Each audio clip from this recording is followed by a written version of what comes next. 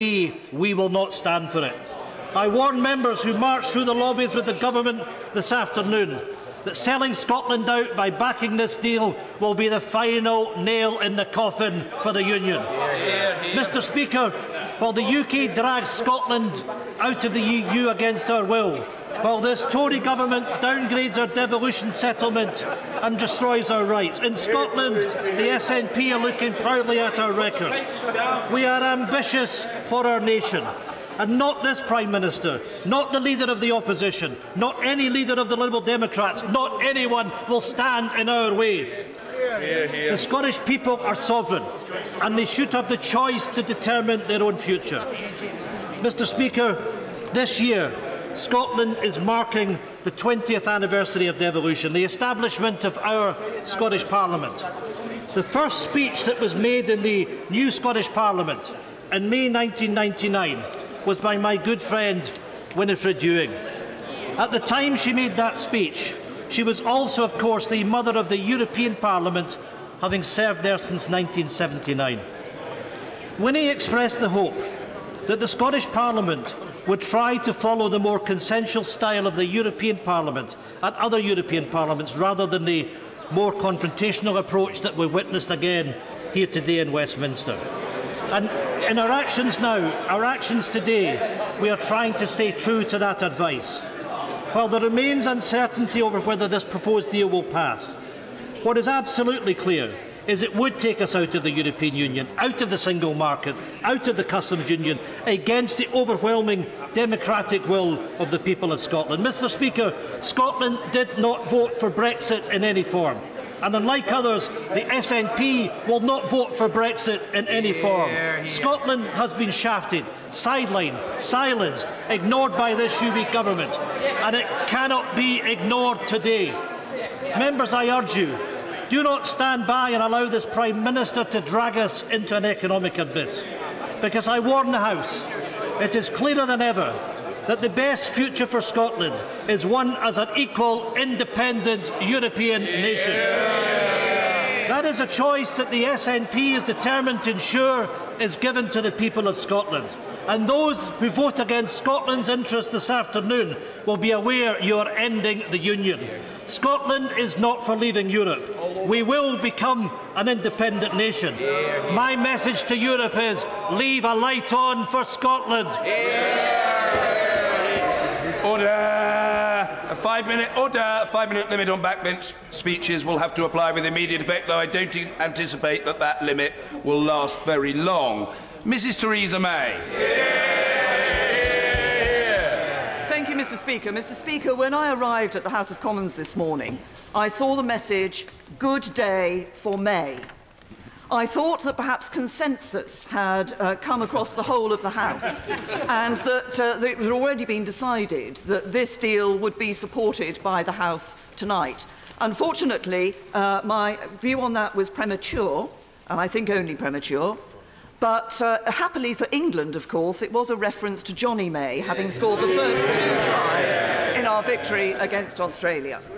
I hope the whole House will forgive me if I say that standing here I have a distinct sense of déjà vu. I know how you feel. But today's vote is an important...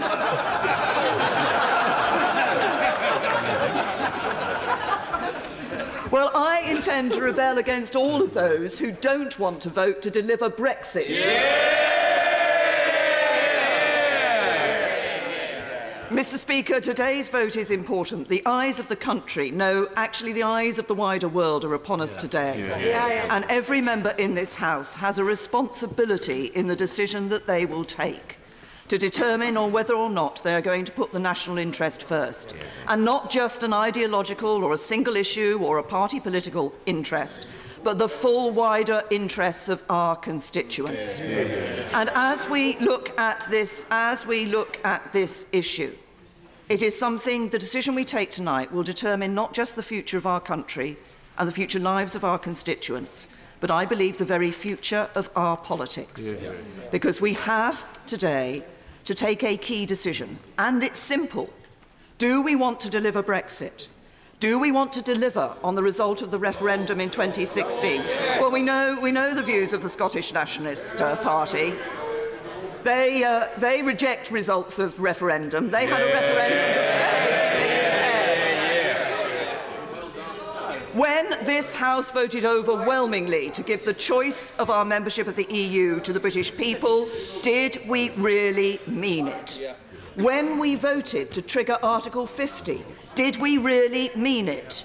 When the two main parties represented in this House stood on manifestos in the 2017 general election to deliver Brexit, did we really mean it? I think there can only be one answer to that, and that is yes, we did mean it. Yes, we keep faith with the British people. Yes, we want to deliver Brexit. Absolutely. Because if the Honourable Lady will just wait for a minute, because if this Parliament did not mean it, then it is guilty of the most egregious con trick on the British people. And there have been many views across this House. I want to say simply to some of the groups involved. There are those, some of whom believe passionately and have believed for some time, others who've come to this more lately, that there should be a second referendum. I say simply this: you cannot have a second referendum simply because some people don't agree with the result of the first. And I don't like. No, there are many people who want to speak, so I'm going to carry on. I've taken many interventions and questions across this House over time. None have been worth I don't like referenda. But I think that if you have one, you should abide by the result that people have given you. Then there is the Labour Party front bench. And I've heard much from the Labour Party front bench over the last 3 years about the importance of protecting jobs, of protecting manufacturing, of protecting people's livelihoods. If they really meant that, they would have voted for the deal earlier in this. And now is their chance to show whether they really care about people by voting for this deal tonight in this afternoon, I hope, Mr. Speaker, in this House of Commons. And then I say to all of those across this House who say they do not want no deal, I've said it before, I've said it many times, I hope this is the last time I have to say it: if you don't want no deal, you have to vote for a deal. Businesses are crying out for certainty, people want certainty in their lives. Investors want to be able to invest and want the uncertainty to be got rid of. They want to know that this country is moving forward. If you want to deliver a Brexit, if you want to keep faith with the British people, if you want this country to move forward, then vote for the deal today.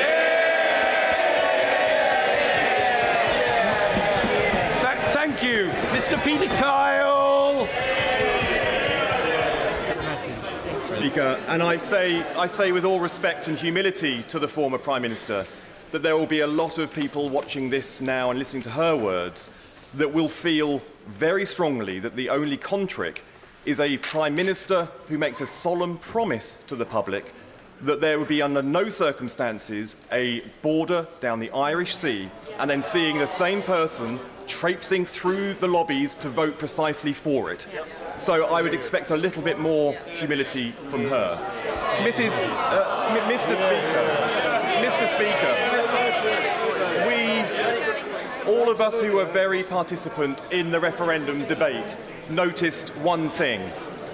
The prospectus for Brexit was a very poorly defined prospectus. It was very difficult to gauge precisely what it would mean for our country. But when the Prime Minister signed the Article 50 treaty, she had the legal right to define Brexit. She came back with this deal, over 500 pages of definition of Brexit. This deal defined it, and for almost a year, the Prime Minister said, and the government said, that this deal respected the will of the people. And now we have a separate deal that's been brought back by a separate government. And this government is saying that this fundamentally different deal represents the will of the people. It is a different deal with different customs arrangements, different regulatory systems, and a different border for the United Kingdom. and they say this represents the will of the people. I make this simple point.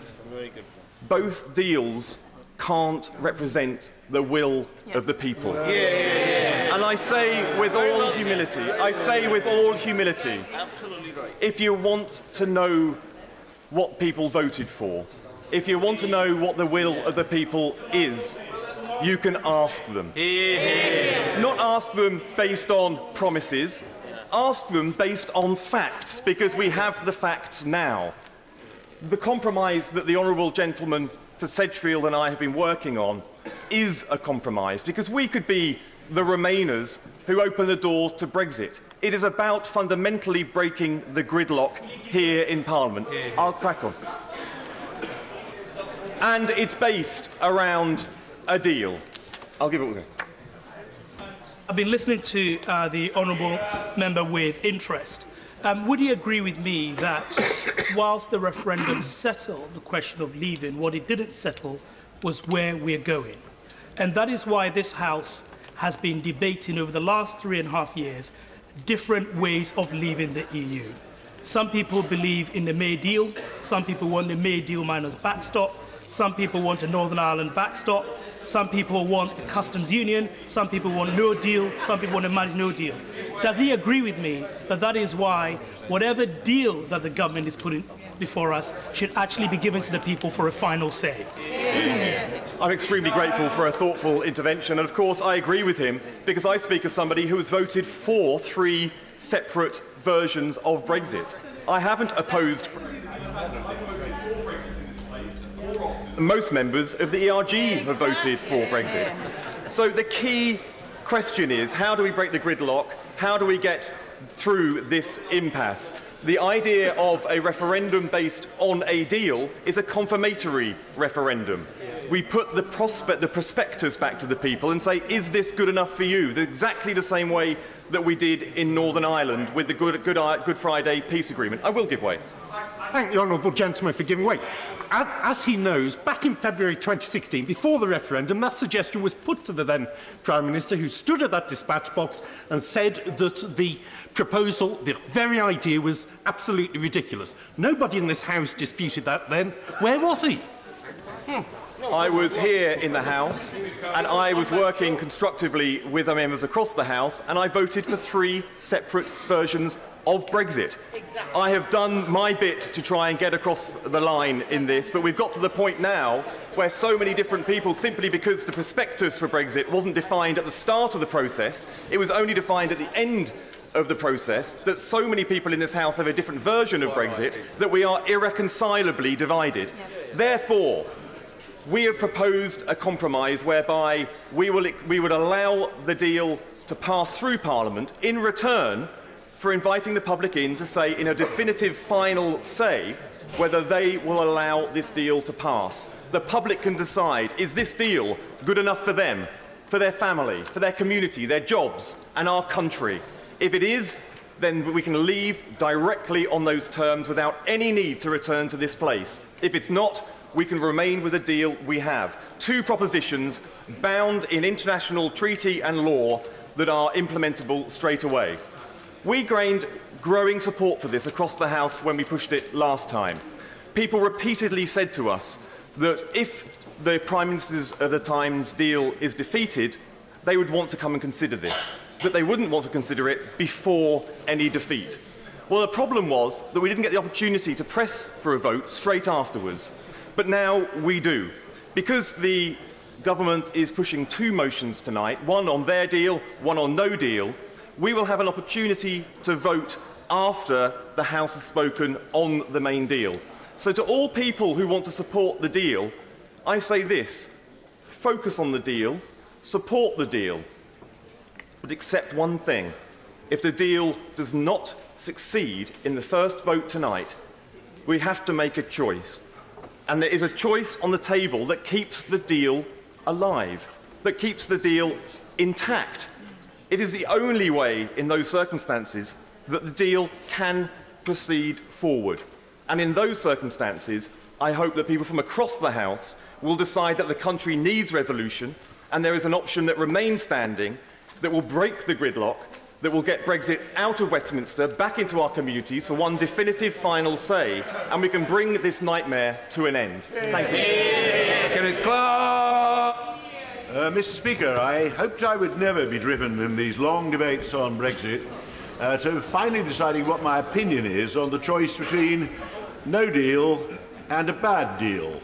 And I regret to say that when my right honourable friend, the previous Prime Minister, put forward the proposition before, I had considerable doubts about her belief that no deal was better than a bad deal. Those doubts have increased, because what we have before us now is undoubtedly a bad deal. I think it's a very bad deal. I think it's wholly inferior to the deal that was negotiated by my right honourable friend, the former Prime Minister, for which I too voted 3 times, like the honourable member from Brighton. We cannot be accused of taking part in this debate seeking to block Brexit and repudiate the wishes of the British public and all the rubbish which the more fanatic Brexiteers and their followers frequently hail at us. But now the choice is very real. It is a very bad deal for reasons which I won't dilate on, others have.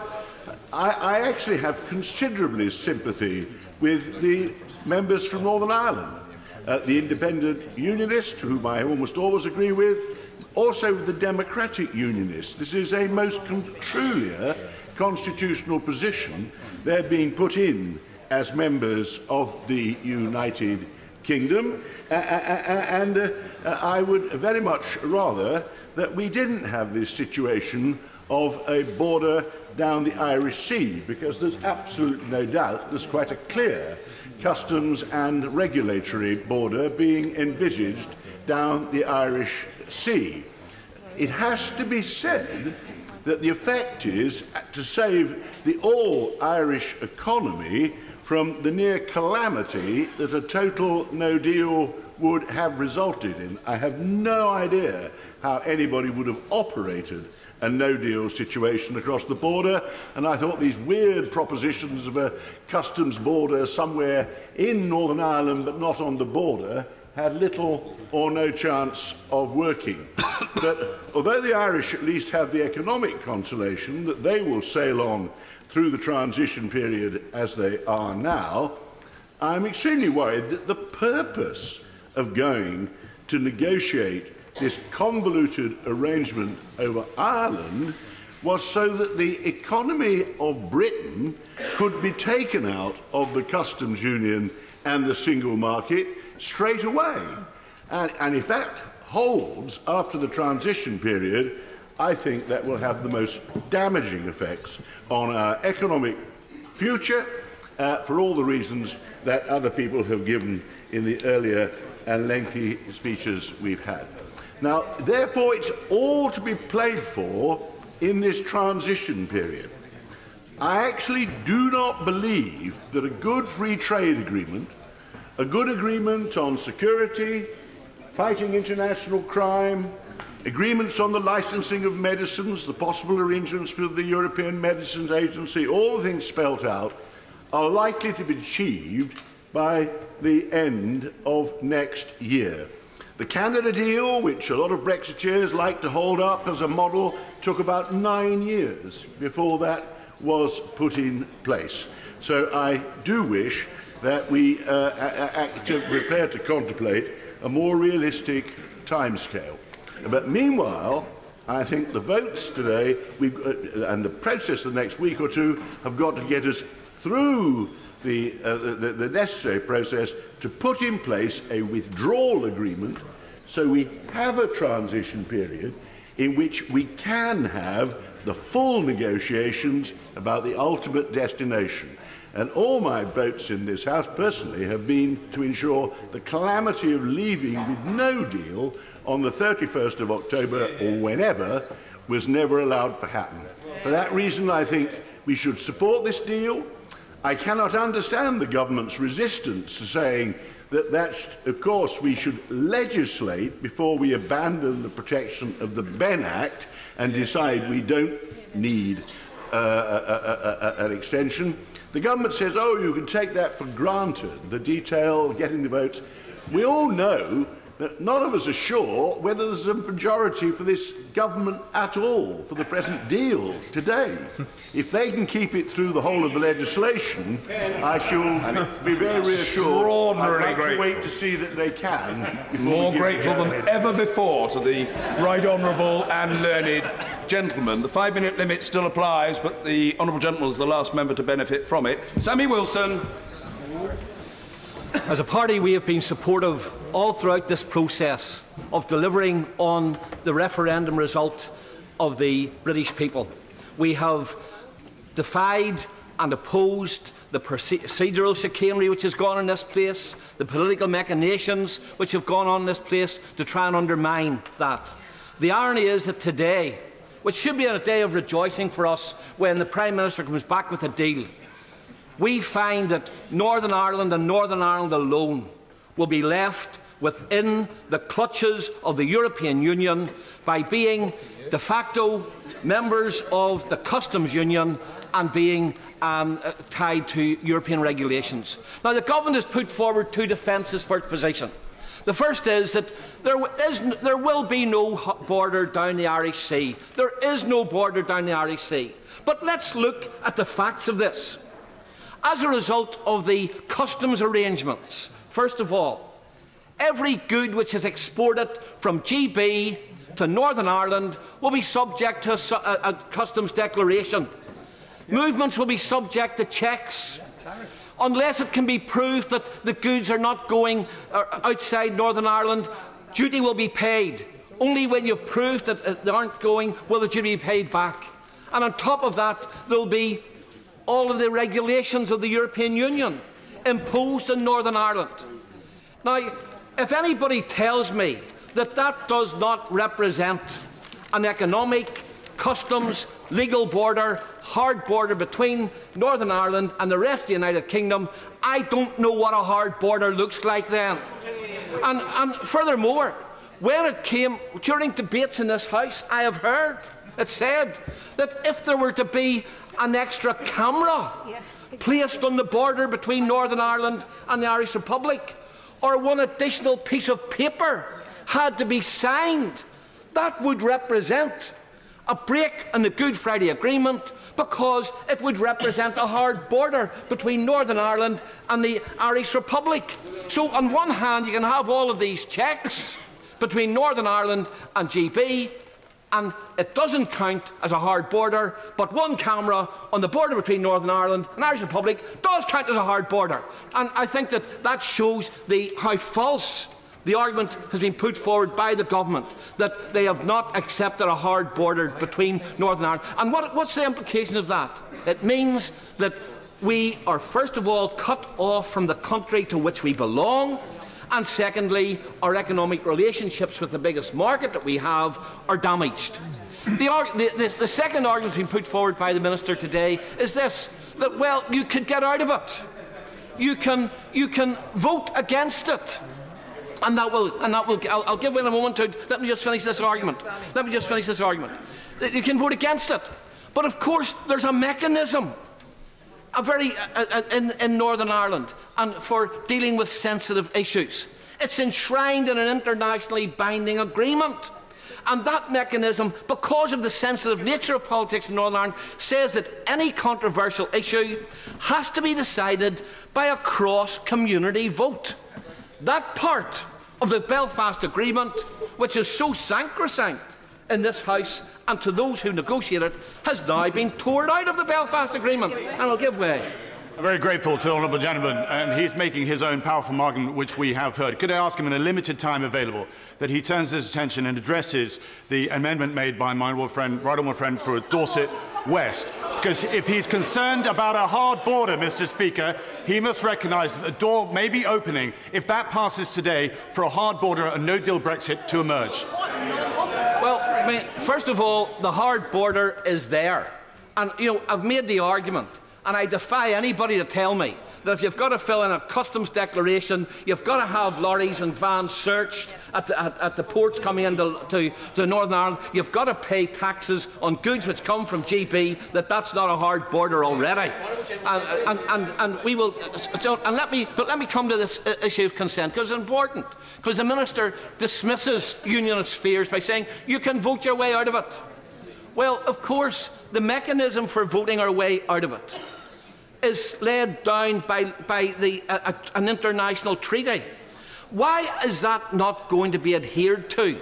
Because the government and the EU and the Irish government knows that would be an effective way of Northern Ireland doing the very thing that the Minister has said we'll be able to do. Remove that, and you remove the ability of Northern Ireland to take itself out of this arrangement. And of course, we only get the chance after 4 years. We're put into it without any consent at all. I thank my honourable friend for giving way. Would my honourable friend agree with me that in Northern Ireland at the moment, and for the last 1,000 days where we have had no government, there has been a majority, not just a simple majority, a significant majority of parties and people who want to get back to work. We are being held and blackmailed by a minority party, Sinn Féin, and yet this government has defended that minority veto for over 1,000 days, meaning there's no government in Northern Ireland. Well, of course, that's the irony, that we have to avoid having an assembly because the voting mechanism of the Belfast Agreement must be adhered to. But when it comes to getting out of this arrangement, which has severe consequences for Northern Ireland, the mechanism of the Belfast Agreement doesn't have to be adhered to. Now, again, either we avoid a hard border, or we have a hard border. Either we adhere to the Belfast Agreement, or we don't adhere to the Belfast Agreement. And this agreement that the government has signed turns all of those things on their head. And that's the reason why we will oppose it. And I'm sure that honourable members across the House who have defended their constituency interests, whether it's the fishing industry in Scotland or in Cornwall, whether it's the industrial the rights of workers in their own constituencies, they will understand why we will not give into this agreement, which we believe does damage to our part of the United Kingdom, and which will lead to the focus of attention away from London towards Dublin. Because don't forget, we'll be tied into an arrangement. Where the laws for Northern Ireland will be made in Brussels.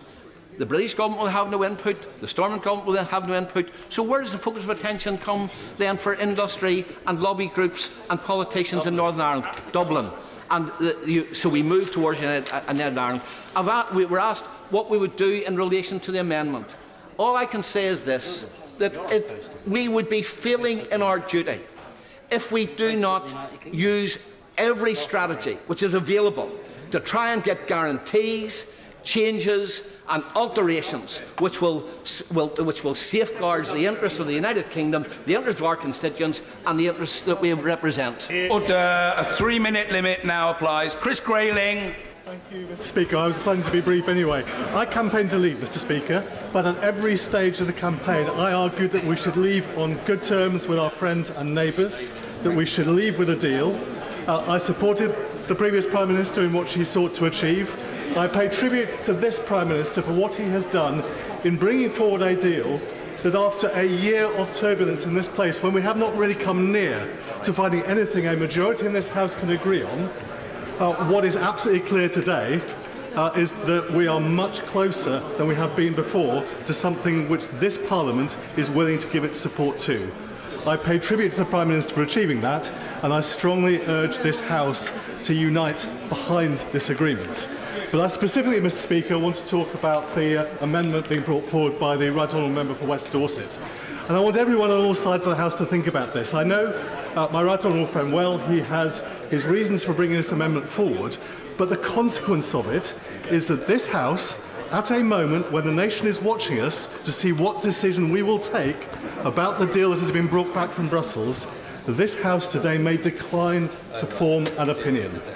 That is the consequence of passing the amendment, that we will today not decide whether we support this deal or not. And I put it to you, Mr. Speaker. Oh, indeed. I'm extremely grateful. Here are practices of long-standing practice going back to my boyhood.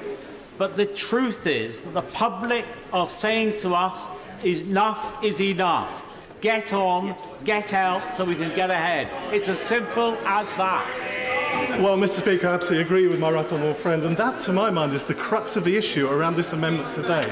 Are we really going to say to the public today, we're not today going to make our minds up. We're going to yet again defer the decision.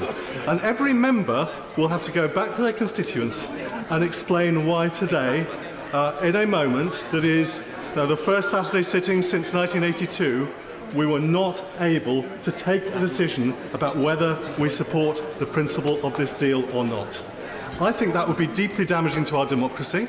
I think it would be deeply damaging to the reputation of this House and of every individual in this Parliament. And, Mr. Speaker, I strongly urge everyone here, whatever their views, whether they are for this deal, whether they're against this deal, let us not put ourselves in a position today where we're simply not taking a decision and saying to the public, do you know what, we'll put it off to another day. I do not think, Mr. Speaker, we can afford to do that. I urge everyone in this House not to allow that situation to happen. I'm very grateful to the right honourable gentleman. Liz Kendall. Mr. Speaker, the decision we make today will shape the future of our country for years to come. And in making that decision, three issues weigh most heavily on my mind. The first is the potential risks this deal poses to the future of the Union of the United Kingdom. We have heard many times already that the deal explicitly separates Northern Ireland from the rest of the UK, with a border down the Irish Sea and with Northern Ireland remaining part of the EU's trading system, something the Prime Minister promised he would never do. And these proposals, I fear, have a knock-on implications for Scotland's future relationship in the UK too.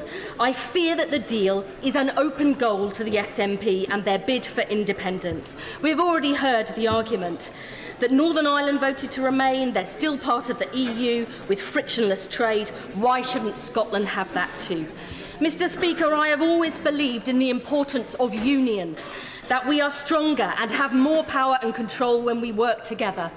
I don't expect all honourable members opposite to share that most fundamental of Labour beliefs, but as members of the Conservative and Unionist Party, I find it very hard to believe they'd vote for a deal that could put the future of our union at risk. The deal also has potentially profound consequences for the future shape of our economy and public services, paving the way for the government to take England, Scotland and Wales out of the single market and customs union, the hardest of all hard Brexit, short of no deal, with all the risks that brings for manufacturing and services. And whatever the Prime Minister claims, there are no legal guarantees for workers' and consumers' rights and environmental standards. They can deny it till they're blue in the face, but we remember it was precisely in order to cut those rights and standards that Brexiteers argued for years that we should leave the EU.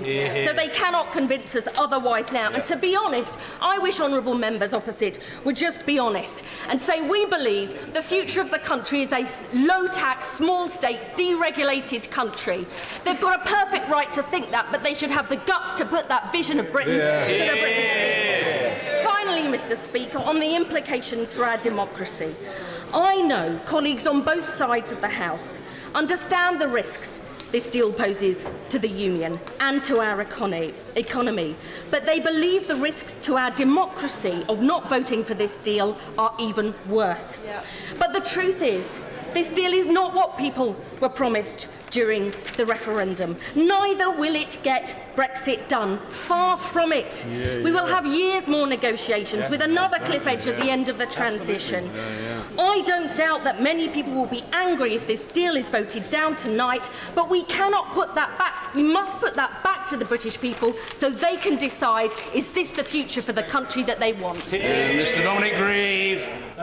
Thank you, Mr. Speaker. I share the view of my right honourable and learned friend, the member for Rushcliffe, that the deal that's being presented to us has many flaws. One of the principal flaws is that as a unionist, I think it does threaten the union of the United Kingdom very directly. although I'm bound to have to also accept that I think Brexit generally threatens the union of the United Kingdom very directly, and I've never really seen an easy way of trying to resolve that and deliver Brexit at the same time. Secondly, although the deal is a matter on which I should congratulate my right honourable friend the Prime Minister, he negotiated it, he was unhappy with the earlier deal, and he now says he's satisfied with it. I remain of the view that if one looks at its detail in terms of the likely negotiating process that will have to take place next year, I am left in very serious doubt that it will in fact be possible to achieve a free trade agreement, and that therefore this House will be confronted in 12 months' time with very similar challenges to the ones that we face at present, and with deep economic consequences if we can't find a way through them. So I'm afraid I am not enthusiastic about the deal. I was listening to my right honourable friend, the member for Maidenhead, who's been very consistent in her view on the issue of Brexit. Namely, that for us as a House, or MPs, to both offer a referendum and then try to thwart it by our own actions or reject it is a con trick. And I don't disagree with her about that, although we have this disagreement, and yet I don't believe that it is in any way a con trick when one finds oneself ending up with something so utterly different from what was being offered. I don't see anything wrong in going back and asking the electorate whether that is what they really want. And I remain of the view that that possibility exists, and if it were to be a majority view of the House that it should be done, I would support it and seek to have that carried out, because I think the consequences are so momentous. But I'd also like to make clear to the Prime Minister that if that were to fail, I would not seek to oppose leaving on these terms. I want to make that quite clear. We've got to resolve this.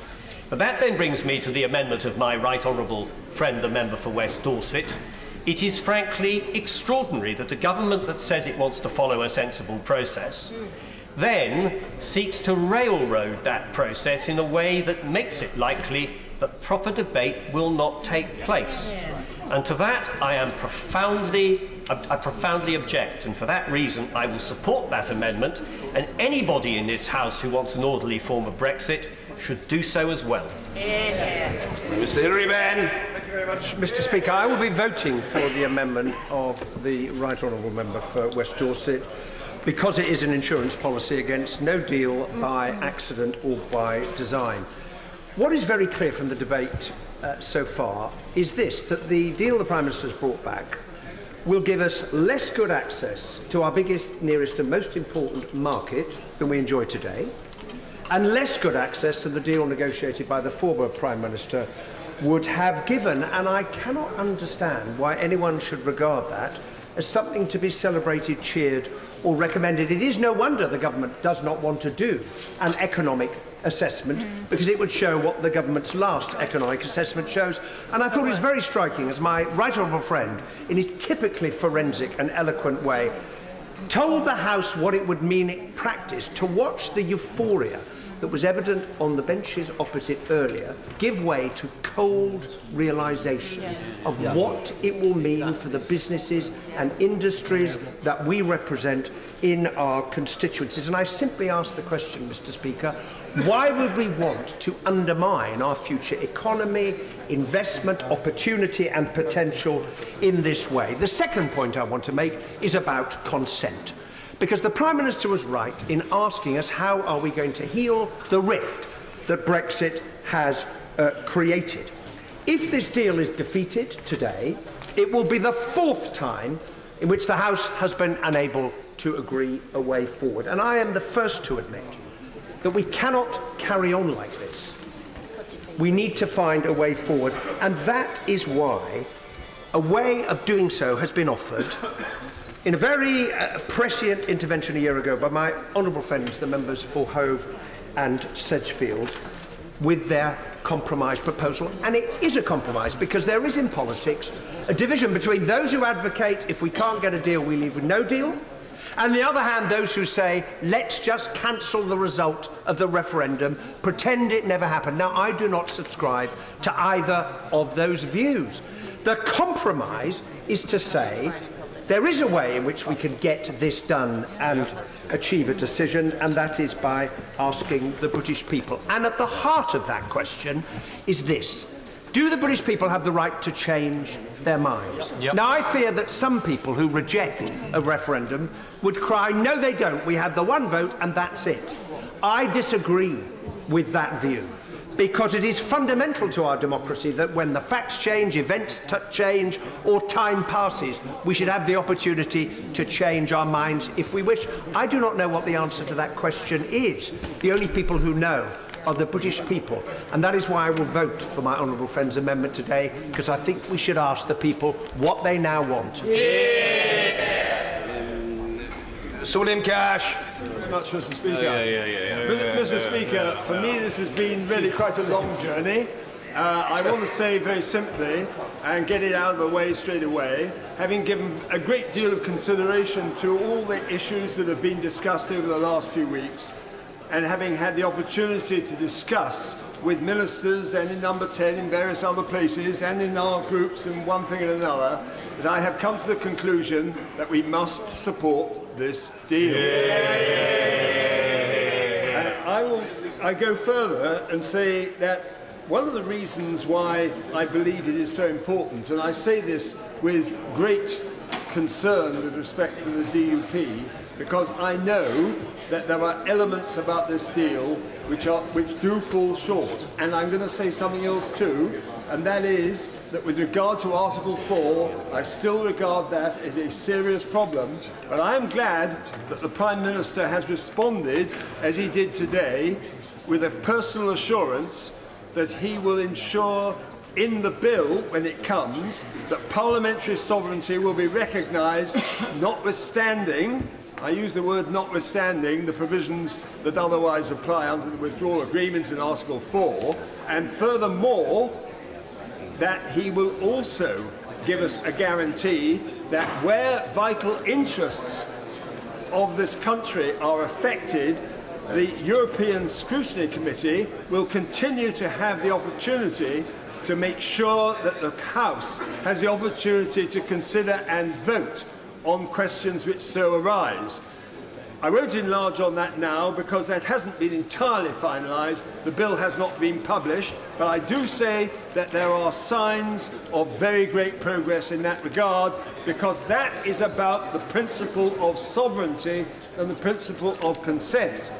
If the Select Committee procedures are followed along the lines that I am proposing, actually I also believe that Northern Ireland will benefit from that, because they themselves will be able to come into the committee proceedings and give evidence with regard to the manner in which this is operating for them, and then the matter could then, if all goes well in terms of the bill itself, they will have the opportunity to have a vote on that on the floor of the House. Now, I am simply making that point clear now because I believe in the present circumstances this is a very, very historic moment, but it is a moment which we have to seize. So let us get out by the 31st of October, no second referendum, no revocation of Article 50, get Brexit done, let's have a general election, and let's sort this out once and for all. Alison McGovern. Speaker, I want to say some words about the nature of the deal before us. And Mr. Speaker, this is all a question of trust. Whether or not we should support this deal depends on trust. For the people of Northern Ireland, we have heard that they cannot trust this deal from their representatives today. This could take us backwards, not forwards, in Northern Ireland, Mr. Speaker. And we are learning about the Conservative and Unionist Party that before long they will be the party of only England. They are putting our union at risk. For the people of the GB Northern Ireland border, whether that's Birkenhead, Holyhead or Stranraer, they cannot trust this deal. And the Conservative Party is becoming only the party of the south of England. For the people, Mr. Speaker, of our manufacturing towns, We know the damage, as has been said by the member for Holborn and St Pancras and Francis O'Grady of the TUC, we know the damage that this deal will do to our manufacturing towns. And the Conservative Party is becoming only the party of the South East home counties.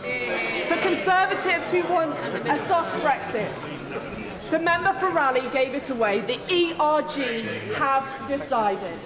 So the Conservative Party is becoming only the party of the ERG, and this is their deal, Mr. Speaker.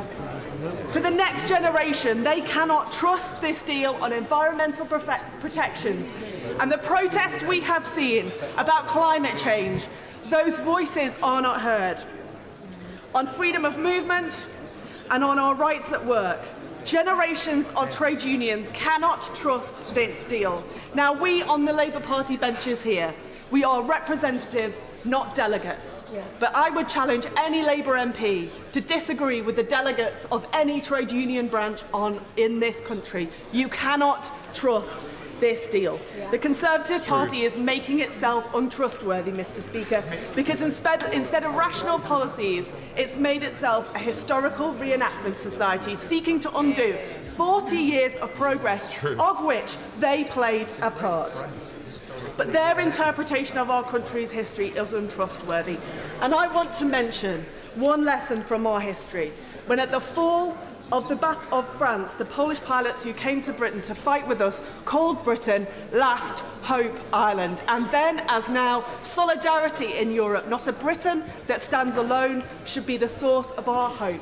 That was true then, it's true now. This deal is bad for Britain and we should vote it down. Dr. Liam Fox. May I first say a word about the amendment? Those who are thinking of voting for this amendment tonight should not do under the illusion that it will take no deal off the table. No deal cannot be taken off the table.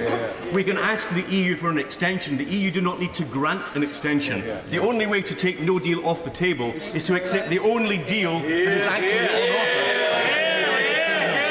And the European Union. Mr. Speaker, there are three reasons why I think we should vote in favour of this deal today. The first is that it delivers on the referendum. And let's just go back to first principles. We made a contract with the people of the United Kingdom using the two elements of our constitution. Direct democracy, which said to them, we will not or cannot make a decision, therefore you must take the decision. And then using representative democracy to say, we, the House of Commons, will determine how to implement that decision. That is what we're being asked to do today. It is our duty to deliver on what we have promised the British people if we want to maintain faith in our electoral and political system itself.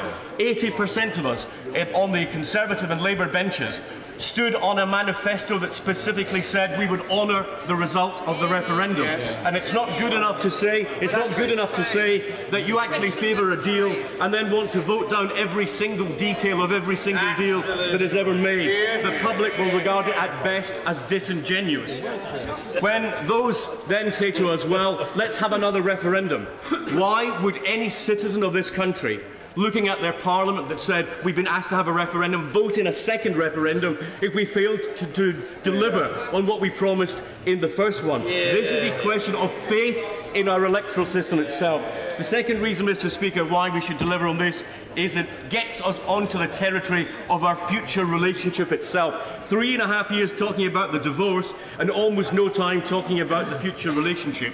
There will be a great debate to be had about the level of alignment we have sector by sector with the European economy. That's why there is such a strong case for having a general election. Let's actually get out and make the case about what we believe in the future relationship. It also gives us the chance to help shape global trade policy in an independent trade policy at a time global trade is slowing down. And finally, it allows us to get onto other issues. So much of our political bandwidth has been taken up by Brexit that the public feel that we no longer talk about the issues that actually matter to them.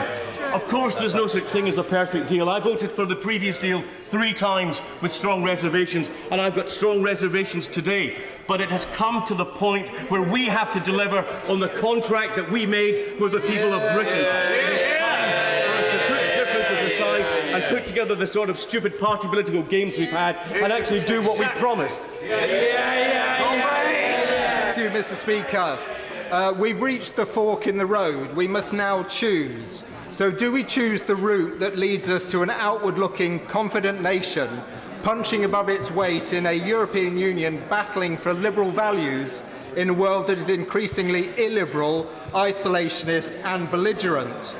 A course which guarantees that EU citizens, many of whom have lived here since the 60s and 70s, won't have to worry about proving they are entitled to health care, and provides for their UK counterparts in the EU who won't need to fret over what action to take should the time-limited 6 months healthcare guaranteed by our government expire?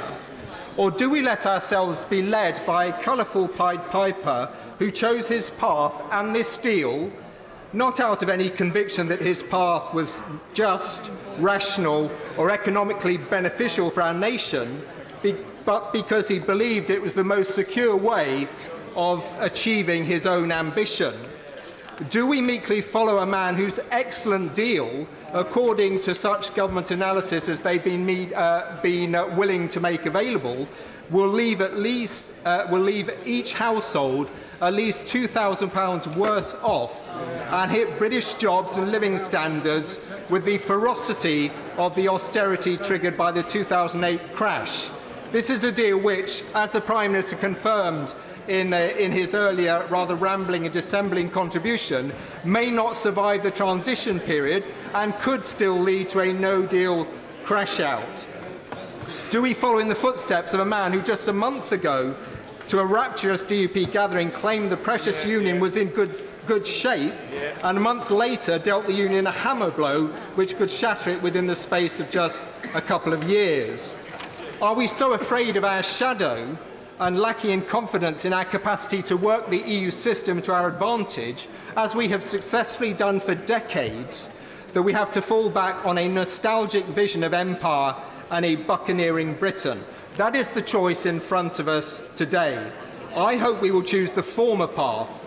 It would require one further step, a people's vote, to give the people the final say. That would be the democratic way, a way supported by the hundreds of thousands of people over there in Parliament Square as we speak. That is the only way of stopping the Brexit rot in its tracks and putting this issue to bed. I would urge all members to follow that path and vote for the amendment and reject this calamitous deal. Antoinette Sandbach. Mr. Speaker, I've always set out wanting to agree a deal with the EU that delivers the outcome of the referendum in the terms of the 2017 manifesto that I stood on. I've fought against an undemocratic no deal and always voted for a deal. In fact, I voted for a deal more times than the Prime Minister. I've even voted for a deal more times than the Home Secretary, the Foreign Secretary, the Transport Secretary and the Environment Secretary combined. Despite this, I've had the whip removed, and those who voted down deal after deal have been rewarded with jobs in the Cabinet. I'd like to support this deal as well, but the government have been sending mixed messages. Whilst ministers at the dispatch box say they want a deal, anonymous number 10 sources insist that they'll break the law and deliver no deal. Owing to this and the government's Janus-like ability to face in both directions, I cannot support the government without assurances. Those assurances come in the form of the amendment in the name of my right honourable friend, the member for West Dorset. This will ensure that the government and the members of my former party stick to their promises. It will also ensure that there's enough time to scrutinise the withdrawal agreement bill, which will likely remain a mammoth piece of legislation. The House may notice that I'm saying very little about the content of the deal. I was always taught that if you had nothing nice to say, say nothing. Suffice it to say, it is substantially worse than the deal negotiated by the Right Honourable Member from Maidenhead. And perhaps this deal's sole merit is to cast her redoubtable negotiating efforts in a more positive light. Hear, hear. And it is a great shame that opposition members of Parliament did not vote for that deal. Indeed, the Foreign Secretary let the cat out of the bag yesterday when he said that this was a cracking deal for Northern Ireland because it will keep frictionless access to the single market. My residents and businesses in Cheshire would like that frictionless access to the single market. And if it's such a great deal for Northern Ireland, why can't my constituents have it too? So I will back the deal subject to the reassurance of the amendment, but I don't like the deal, and given the choice of a dodgy deal or remain, I suspect many constituents would opt for the latter. And as such, if I get an opportunity to vote on an amendment in respect of the people's vote, I will vote for that amendment too. Liz Saville-Roberts. No, she's not in her place. I beg her pardon. I didn't intend any discourtesy to the Honourable Lady. Anna Soubry. Mr. Speaker, on June the 26th, in 2016, we had a referendum, which was in effect a snapshot on a single day. A distorted photograph was obtained. It was distorted by false images. It was distorted by fibs on the bus, by fake promises of getting an easy, quick deal that would convey all the benefits of the free trade that our country has enjoyed for so many years as a member of the European Union. It was given and it was created by preying on people's fears and fueling their prejudices at the same time. 3.5 years later, we now at least have some clarity.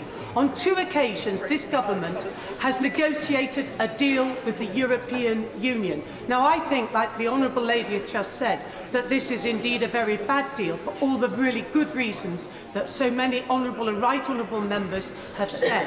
This place remains divided, and the answer is not yet another general election. The last general election didn't help us. It didn't solve anything because it can't. The only way now to solve this matter is to get it back where it began, in effect, which is to the people, to put that deal to a confirmatory referendum. Mr. Speaker, people are entitled to change their minds as the evidence changes and they now see with clarity what Brexit is all about. And our young people who weren't able to vote in 2016, they surely must now have the right to be a part and to determine their own futures, given that so many of them will be affected, no I won't, we haven't got time, will be so affected by Brexit. And it's right too that everybody, now that we know what it looks like, and this deal, by goodness, is such a bad deal. It's bad for the union, it's bad for jobs, and it undoubtedly opens a back door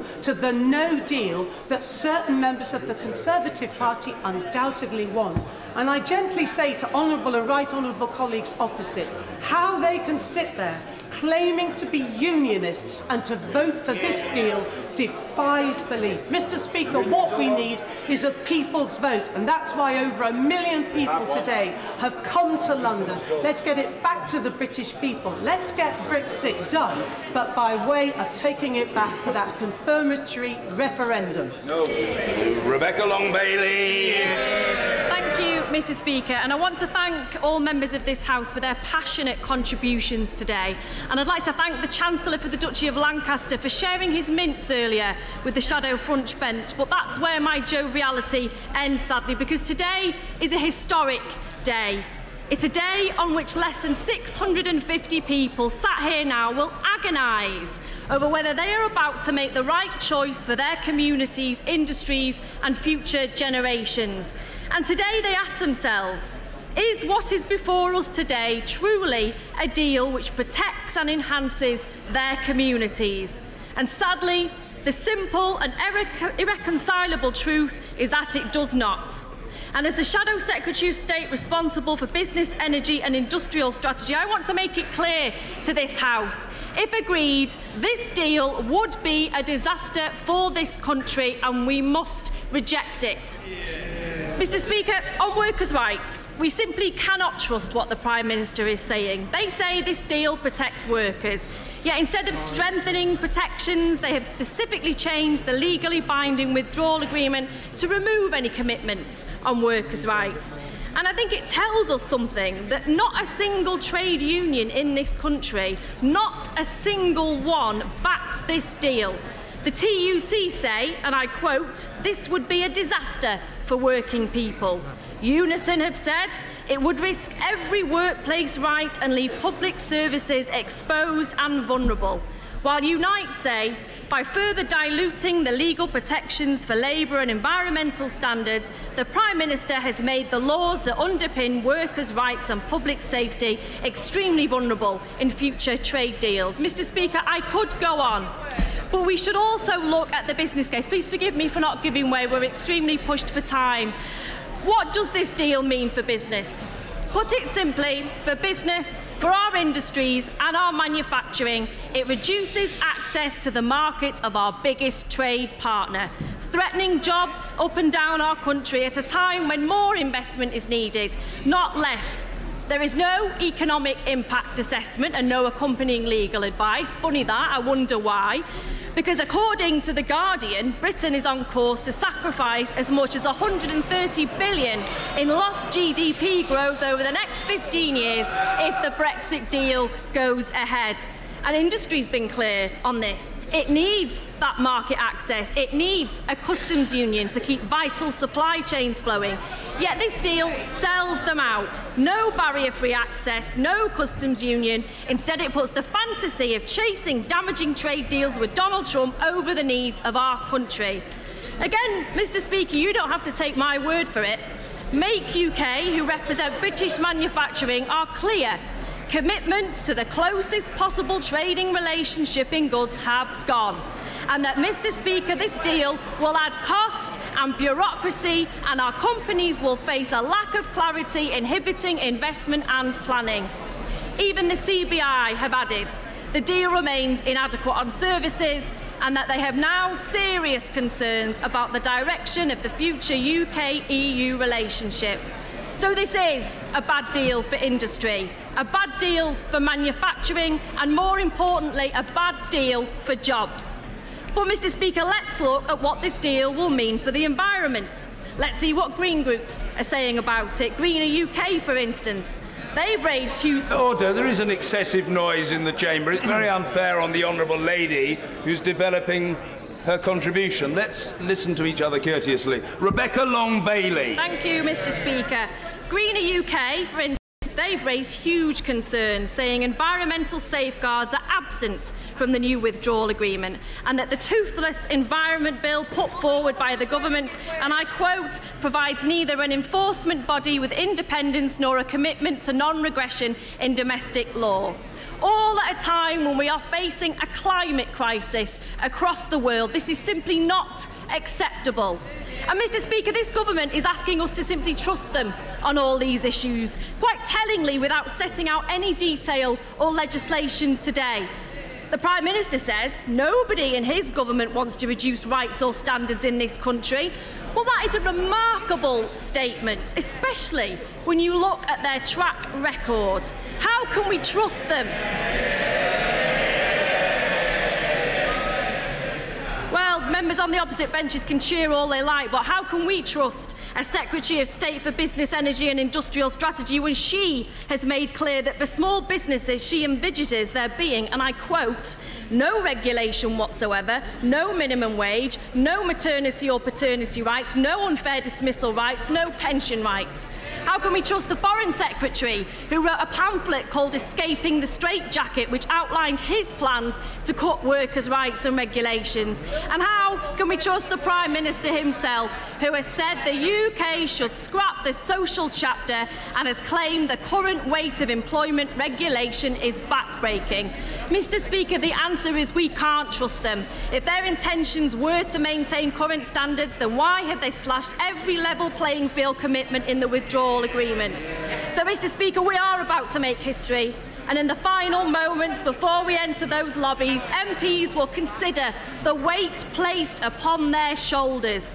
Is this deal right for their communities, industries and future generations? No, it isn't.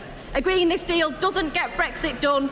Instead, it would sell out our country and sell out our communities, leaving us open to an onslaught of deregulation, reduction of rights, putting jobs at risk. And it's something no Labour MP nor any other MP worried about protecting their community could ever support. Mr. Michael Gove.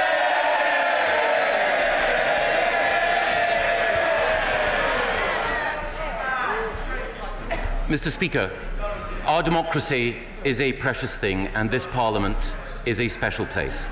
Our democracy depends on respect for difference, and this Parliament thrives on respecting the sincerity and the commitment to public service of every member. And that is why I know that deciding how to vote today for many members will have been difficult. And it is important that all of us recognise that for those who argued to remain and still argue that that is the best outcome, they do so as patriots, but they take a different view from some of us. And for those who argued to leave and have consistently argued that we should leave and have argued for a better deal, we should all recognise that they are arguing for what they believe is best for our country. I respect those who have argued for both positions, but I respect most of all the many people in this House who argued that we should remain, who during the course of that campaign believed that it was the best course for the country, but who now recognise that the people having spoken, that verdict must be respected. And that is why, not yet, and that is why, in a debate characterised by many brilliant and passionate speeches, the speech that stood out for me was the speech by my right honourable friend, the member for Maidenhead. She argued for Remain. But she also recognised that when the people had spoken, their verdict had to be respected. And it is not just on our benches, it is on every bench. Members like the member for Great Grimsby, or the member for Don Valley, or for Rother Valley, they all argued that we should remain. But now they recognise that there is something more precious than being a leaver or a remainer. That is being a Democrat.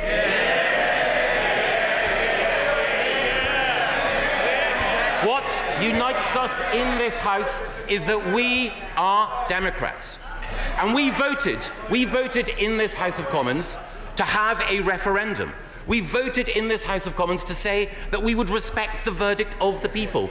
We voted overwhelmingly for Article 50, which honoured that referendum and said that we would leave.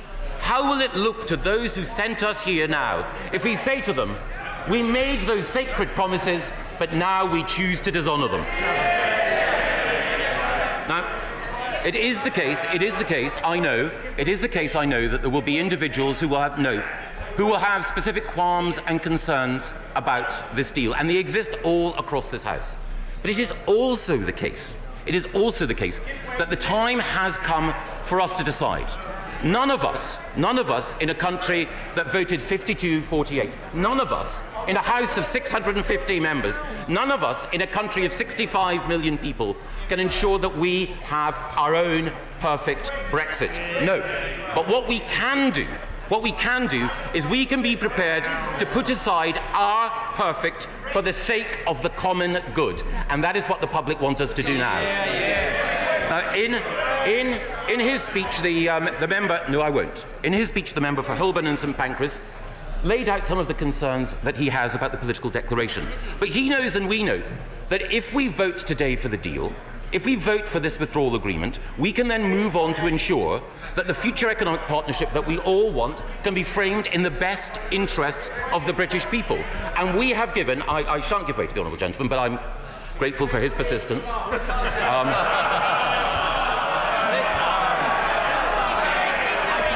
We can ensure... Order! The Chancellor of the Duchy is not currently giving way. Mr. Michael Gove. Thank you. Thank you very much, Mr. Speaker.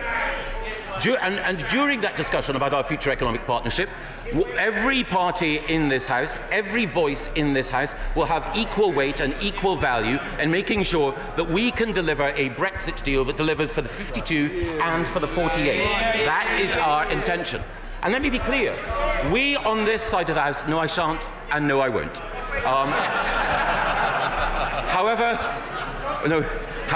However tempting it might be, I will decline on this occasion.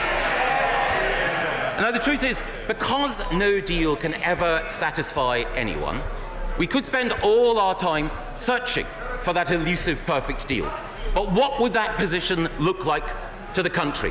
What would it look like to all those who have sent us here? What would it look like to the honourable lady's constituents who voted to leave and expected that vote to be honoured?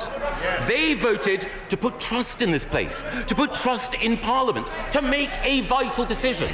If we duck that decision, if we dither, if we delay, then I'm afraid that people will feel a sense of depression and dismay and demoralisation that the Parliament that they hoped would keep its promises has chosen once again to duck its responsibilities. Now, I am clear also that everyone who has spoken in this debate has spoken from the best of motives, including my right honourable friend, the member for West Dorset, a dear and old friend of mine. But one of the things that I would say to him and to others, and on that point I have to give up. Thank you, Mr. Speaker, for the chance for giving way. Everybody has their beliefs, and everybody does what they believe is right, including our honourable friend, the member for West Dorset. If the bill that follows the meaningful vote were to fail, how would the government avoid no deal before the end of October? One of the things that this government is absolutely committed to doing is making sure that we have a deal. And one of the things that we're also committed to doing is making sure that we obey the law. And one of the things that we're also committed to doing is making sure that we respect the voices of all of those in this House. Let me stay firmly from this dispatch box. This government is committed to ensuring that we have a deal. And the best way of getting that deal, leaving on October the 31st and being able to move on to the other issues which the people in this country want us to discuss, is by accepting the honourable motives of the mover of the amendment, but recognising also that if we accept that amendment, we will not have a meaningful vote today. We will not unlock the door to a deal being passed. We will have voted, I'm afraid, in the terms of that motion for more delay. And I'm afraid on that basis, I would urge everyone who wants us to honour the referendum mandate to recognise that that amendment, however sincerely it's been put, is unnecessary. What is necessary now is for us to reach a moment of decision. In the other place, Lord Judge, the leader of the crossbench peers, in some respects, the voice of moderation in that House, explicitly said that the time is past for people to quibble and question the precise terms of this deal. He said, a former Lord Chief Justice, that Parliament needs to get on with it. Otherwise, there will be profound damage to public confidence in this place. And that is the question that every member of the House must ask. How will our constituents feel if tonight we vote to support this deal without the amendment? Our constituents will feel that a cloud has been lifted, that Parliament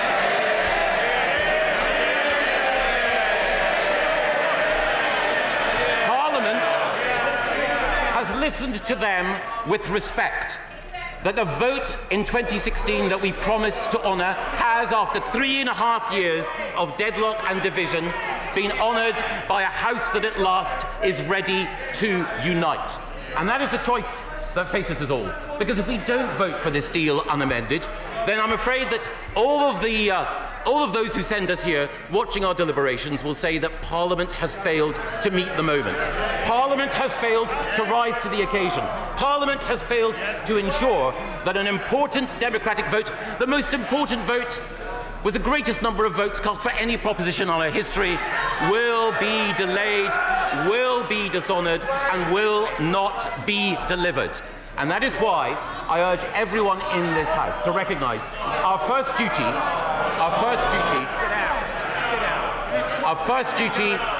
is to the principle that underpins this place. Said no. The right honourable gentleman is responding to the debate, and he will do so to a conclusion. Mr. Michael Gove. Our first duty to our constituents and to our country is to keep our promises. This House said that we would honour that referendum mandate. The time has come. And the question that all of us must answer when we return to our constituencies is, did you vote to break the deadlock? Did you vote to end the division of these days? Did you vote to bring the country together? I I know that members across this House will support the government this afternoon to do just that.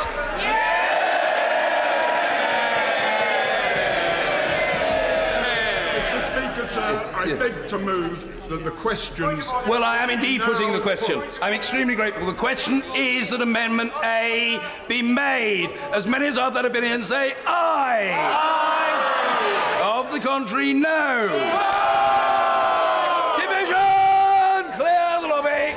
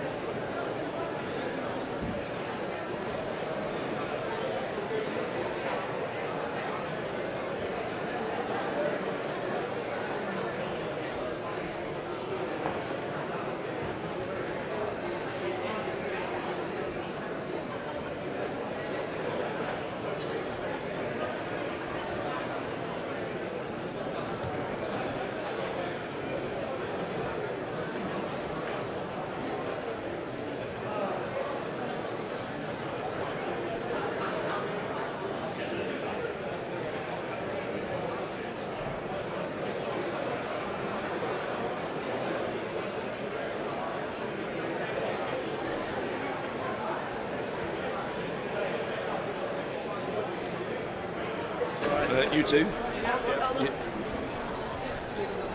Order. The question is that Amendment A be made. As many as are of that opinion say aye. Aye. Of the contrary, no. No. Tellers for the ayes, Thangham Debonair and Matt Weston. Tellers for the noes, Mr. Stuart Andrew and Mr. Ian Stewart.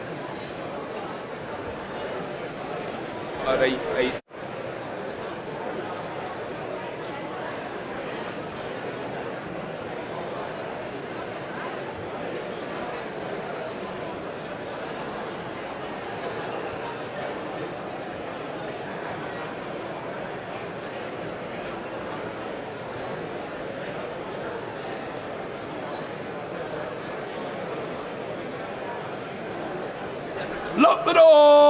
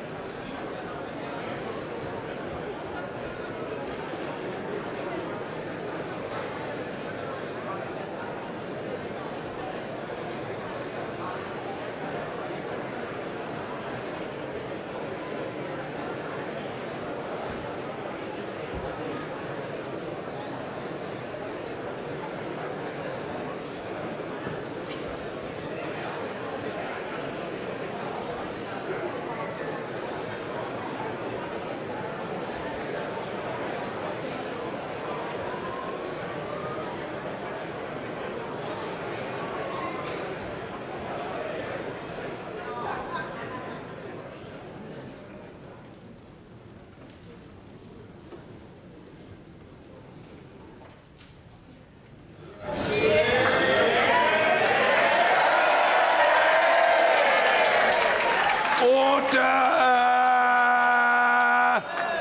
Order! Go on, Boris. You'll let it feet red. The ayes to the right, 322. The noes to the left, 306.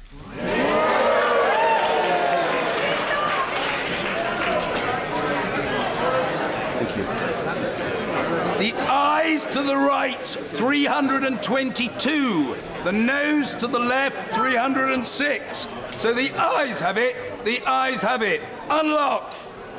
Order. The question is, colleagues, that the motion as amended be agreed to. As many as other opinions say aye. Aye. Of the contrary, no. I think the ayes have it. The ayes have it. Order. We now come to motion number 2. I remind the House that I've selected the manuscript amendment in the name of Peter Kyle and others. Minister or whip on duty to move formally. Not moved. Shame. Thank you. Order. Point of order, the Prime Minister. Mr. Speaker. Well, thank you. Thank you, Mr. Speaker. I'm very grateful, Mr. Speaker. I'm very grateful to you. I'm very grateful to the House of Commons staff, everybody who's put themselves out, everybody who's come to give up their time in this debate today. It's been a very important debate, an exceptional moment for our country, an exceptional moment for our Parliament. Alas, the opportunity to have a meaningful vote has effectively been passed up because the meaningful vote has been voided of meaning. But I wish the House to know that I'm not daunted or dismayed by this particular result, and I think it probably became likely once it was obvious that the amendment from my right honourable friend, the member for West Dorset, was going to remain on the order paper. I continue in the very strong belief that the best thing for the UK and for the whole of Europe is for us to leave with this new deal on October the 31st. And to anticipate the questions that are coming from the benches opposite, I will not negotiate a delay with the EU. And neither does the law compel me to do so. I will tell our friends and colleagues in the EU exactly what I've told everyone in the last 88 days that I've served as Prime Minister, that further delay would be bad for this country, bad for our European Union, and bad for democracy. So next week, the government will introduce the legislation needed for us to leave the EU with our new deal on October the 31st. And I hope that our European Union colleagues and friends will not be attracted, as benches opposite are, or rather I should say the front bench is, by delay. I don't think that they will be attracted by delay. And I hope that then honourable members, faced with a choice of our new deal for the UK and the European Union, will change their minds, because it was pretty close today. I hope that they will change their minds and support this deal in overwhelming numbers. Since I became Prime Minister, I've said we must get on and get Brexit done on October the 31st so that this country can move on. Mr. Speaker, that policy remains unchanged. No delays, and I will continue to do all I can to get Brexit done on October the 31st, and I continue to commend this excellent deal, Mr. Speaker, to the House.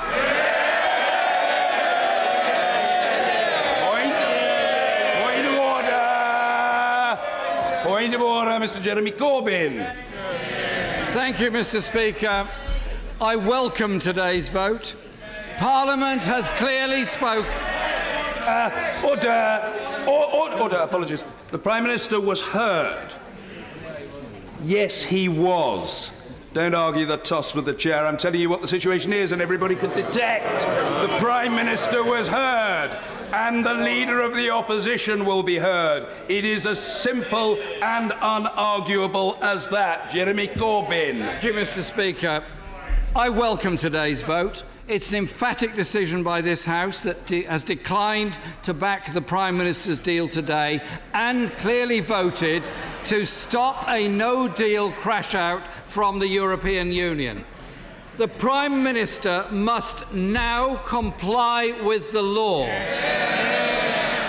He can no longer use the threat of a no-deal crash-out to blackmail members to support his sellout deal.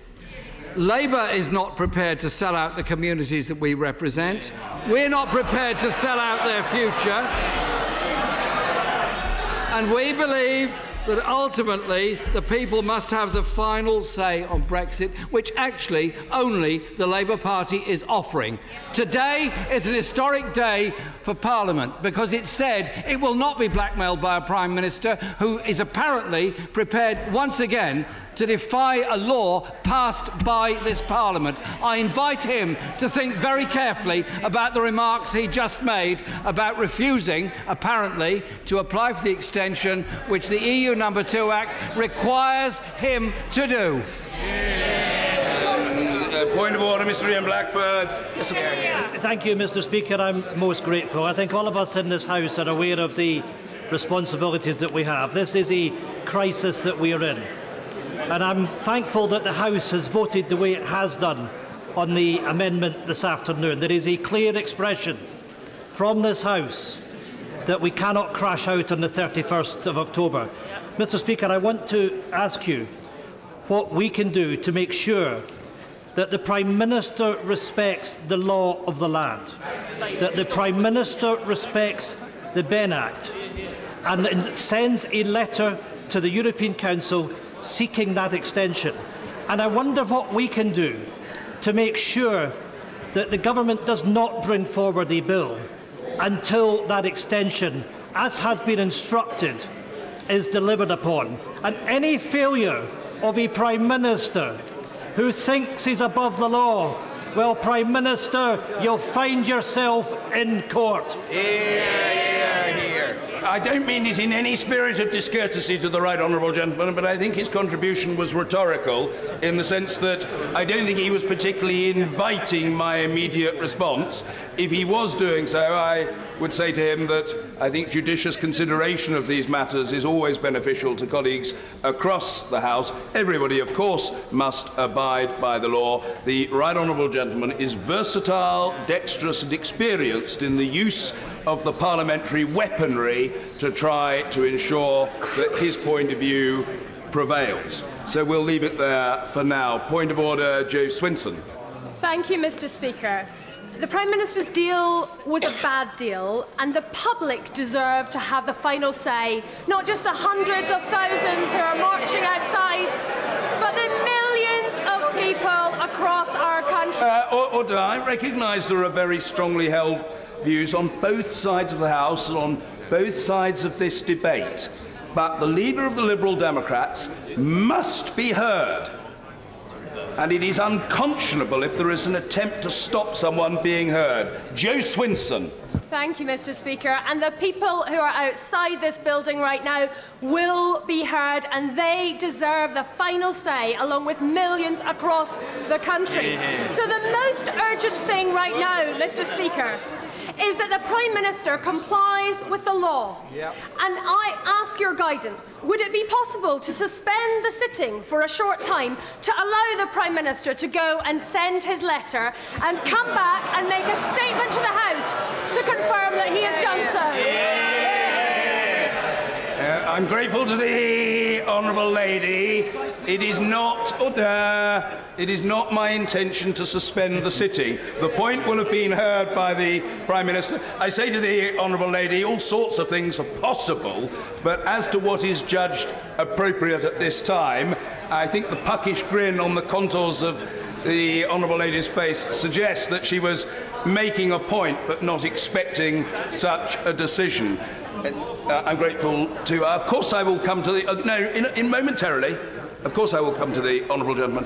A point of order, Sir Oliver Letwin. Thank you, Mr. Speaker. Mr. Speaker, I want to say first of all to the Prime Minister that I actually agreed with what he said at the end there, and that I'm absolutely certain he will comply with the law. I want to say to friends and colleagues across the House who helped us achieve this amendment, which I believe to be profoundly in the national interest, that I'm very grateful for that cooperation, but that our ways are now going to part. Because for many of us on these benches who have cooperated in preventing a no-deal exit by putting in place or helping to put in place the Ben Act and helping to keep its insurance policy in place today, now when the Prime Minister brings the withdrawal implementation bill to the House of Commons, we will be voting for it. We will continue to vote for it. We will seek to ensure that it becomes the law before the 31st of October, and if it does so become the law, this country will leave on the 31st of October, of hope that I share with the Prime Minister, but it will do so on the basis of knowing that should anything go wrong, we will not crash out without a deal on that date. I'm most grateful to the right honourable gentleman, and so will many members of the House for the clarity of his exposition.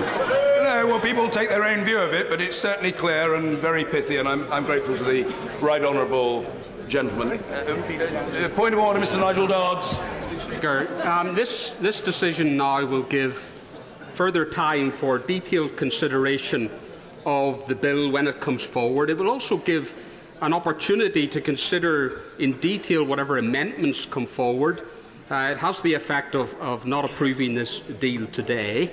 And of course, we will examine all the details of the bill and all amendments in the light of our overriding concern about the constitutional economic integrity of the Union. That is our priority. It will remain our priority in the days ahead, and that is the basis on which we will now proceed in a timely and sensible manner. I'm grateful. Our proceeding, I hope the honourable gentleman will take it in the right spirit. If, having known him for over 20 years, I say that I feel that our proceedings would not be complete without a point of order from the honourable gentleman, the member for Stone, the chair of the European Scrutiny Committee. Well, somebody is suggesting a division, but I will not allow a division on that matter. Point of order, Sir William Cash. There is much talk about the law of the land. The law of the land, as it stands at this moment in time, is quite simple. Section 1 of the Withdrawal Act 2018 categorically states that the European Communities Act is repealed on exit day, which is the 31st of October, just in case anyone can't read. Well, he's grateful, and I'm sure the House will be indebted to the honourable gentleman for his legal exegesis. There are other views on that matter, but the honourable gentleman has registered his with his customary force.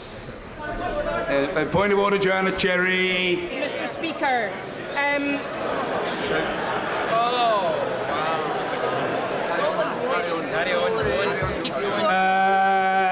if members who are leaving the chamber, I understand the disappointment of the honourable and learned lady, but I cannot compel members to remain.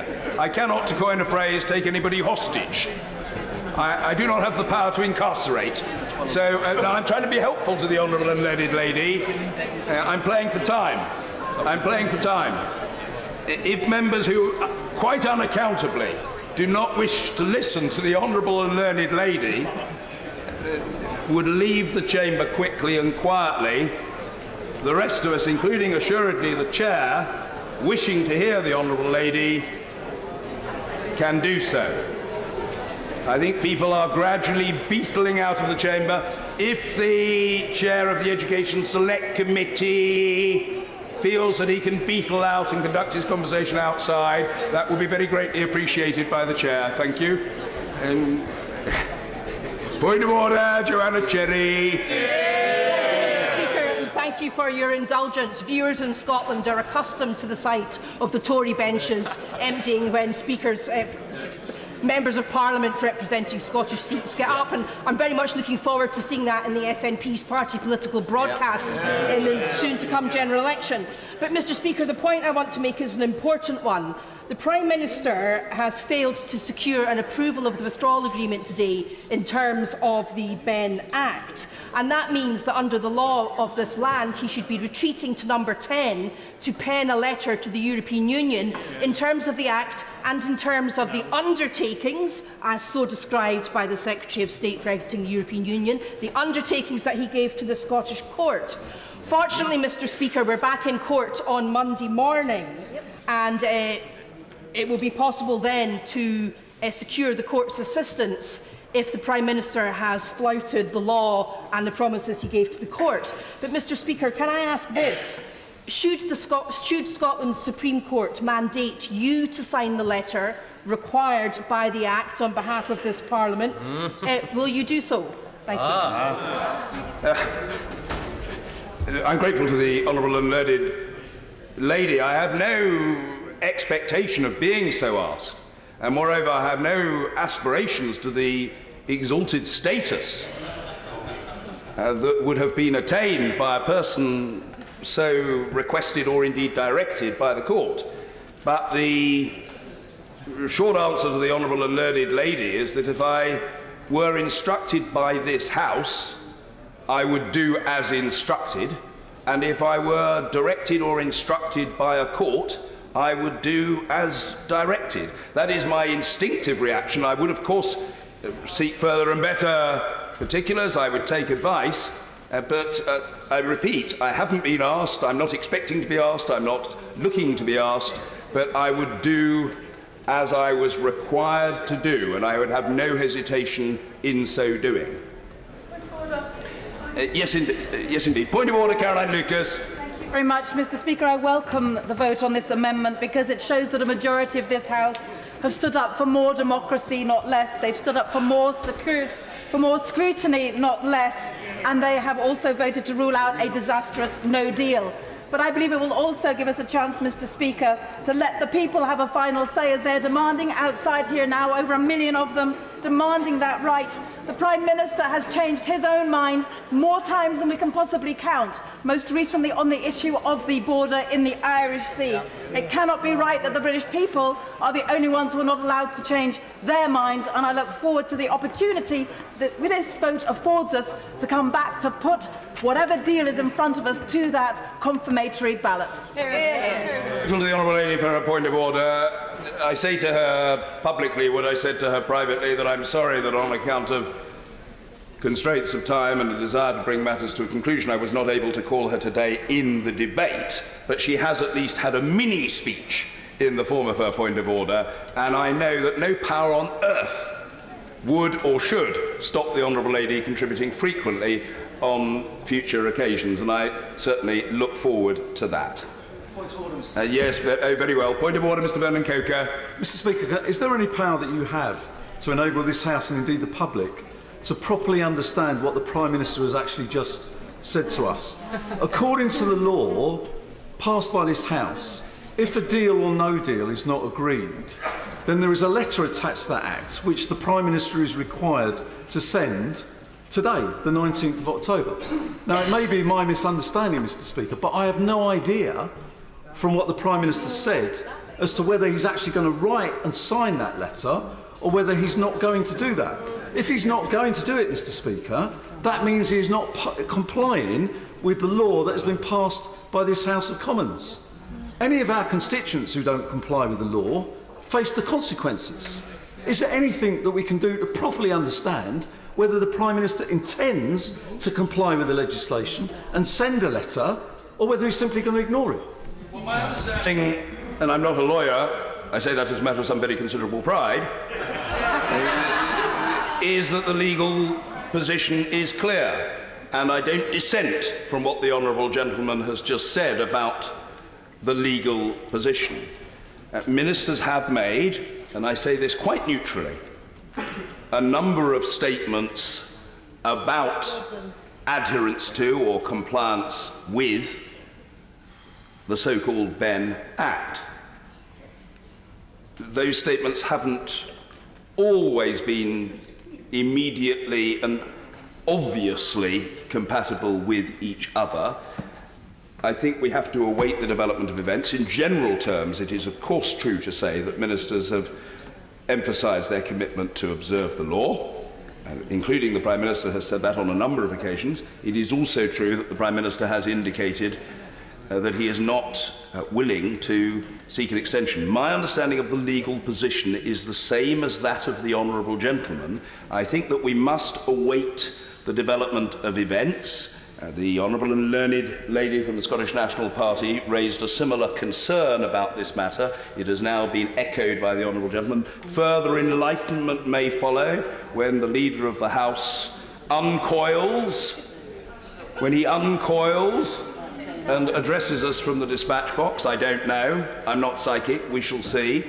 But what I would say is I think that matters are coming to a conclusion today, but the House will sit on Monday, and I confidently anticipate that the honourable gentleman will be in his place and ready to leap to his feet with alacrity to advance his point of view and that of others. The honourable gentleman, Member Horsham, is shaking his head in a mildly eccentric manner. Not at me. Oh, indeed. Well, we're deeply grateful. I wasn't looking to call the honourable gentleman, though if he particularly wanted to raise a point of order, and especially as he used to be my constituent, far be it from me to deny him. Not today. OK, fair enough. I think a point of order, the Leader of the House. Point of order, Mr Jacob Rees-Mogg. Thank you, Mr Speaker. In the light of today's decision, I should like to inform the House that Monday's business will now be a debate on a motion relating to Section 13(1)(b) of the European Union Withdrawal Act 2018, and I shall make a further business statement on Monday. Well, I note what the Leader has said, and we will hear what others have to say.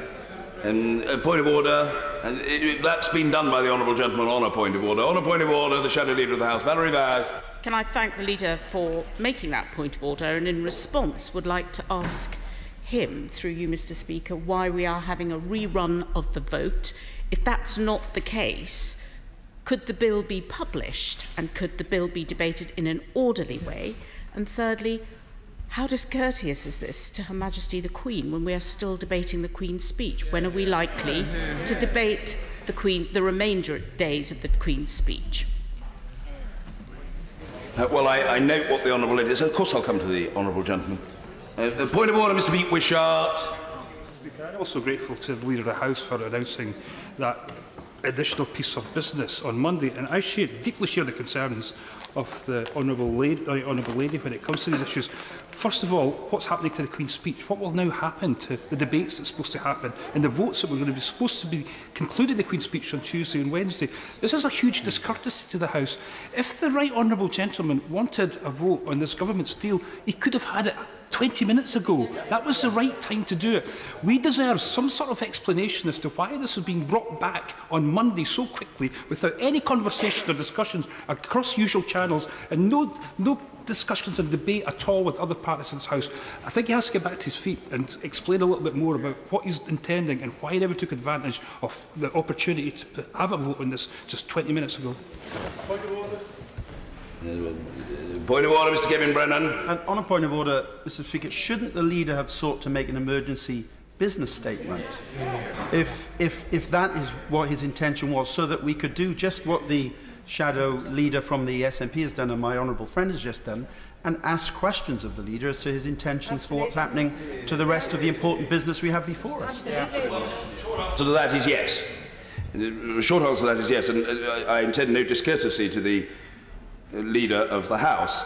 It had been intimated to me, albeit not by the right honourable gentleman, that in the event of the government being defeated on the Amendment A, it would be the Executive's intention to bring forward an emergency business statement. And although an emergency business statement is often narrow in its terms because it flows from a particular event on a given subject, it is susceptible of questioning. Whereas doing it on a point of order is most unusual and doesn't readily lend itself to questioning. And so, you know, it is, to be frank, unsatisfactory, but I don't intend any discourtesy to the Leader, and I'm quite certain that he thought that he was doing the right thing. He wouldn't knowingly do the wrong thing, but I think it is less than helpful in terms of the exchanges. And I will have to take advice and reflect on these matters further, because I did not receive advance notification of any length of the intention, still less of the intention to do it in this way. Yes, I will come to the right honourable gentleman, of course. Point of order, Mrs Helen Goodman. Thank you, Mr Speaker. Well, in the light of the very brief remarks from the Leader of the House, I wondered whether it had been made clear to you when the second reading of the bill, which the Prime Minister said would be introduced, will take place, and which days next week we will have for the 2 days to complete debate and vote on the Queen's speech. That's the question. Well, it would be, of course, most useful to have clarification on that matter.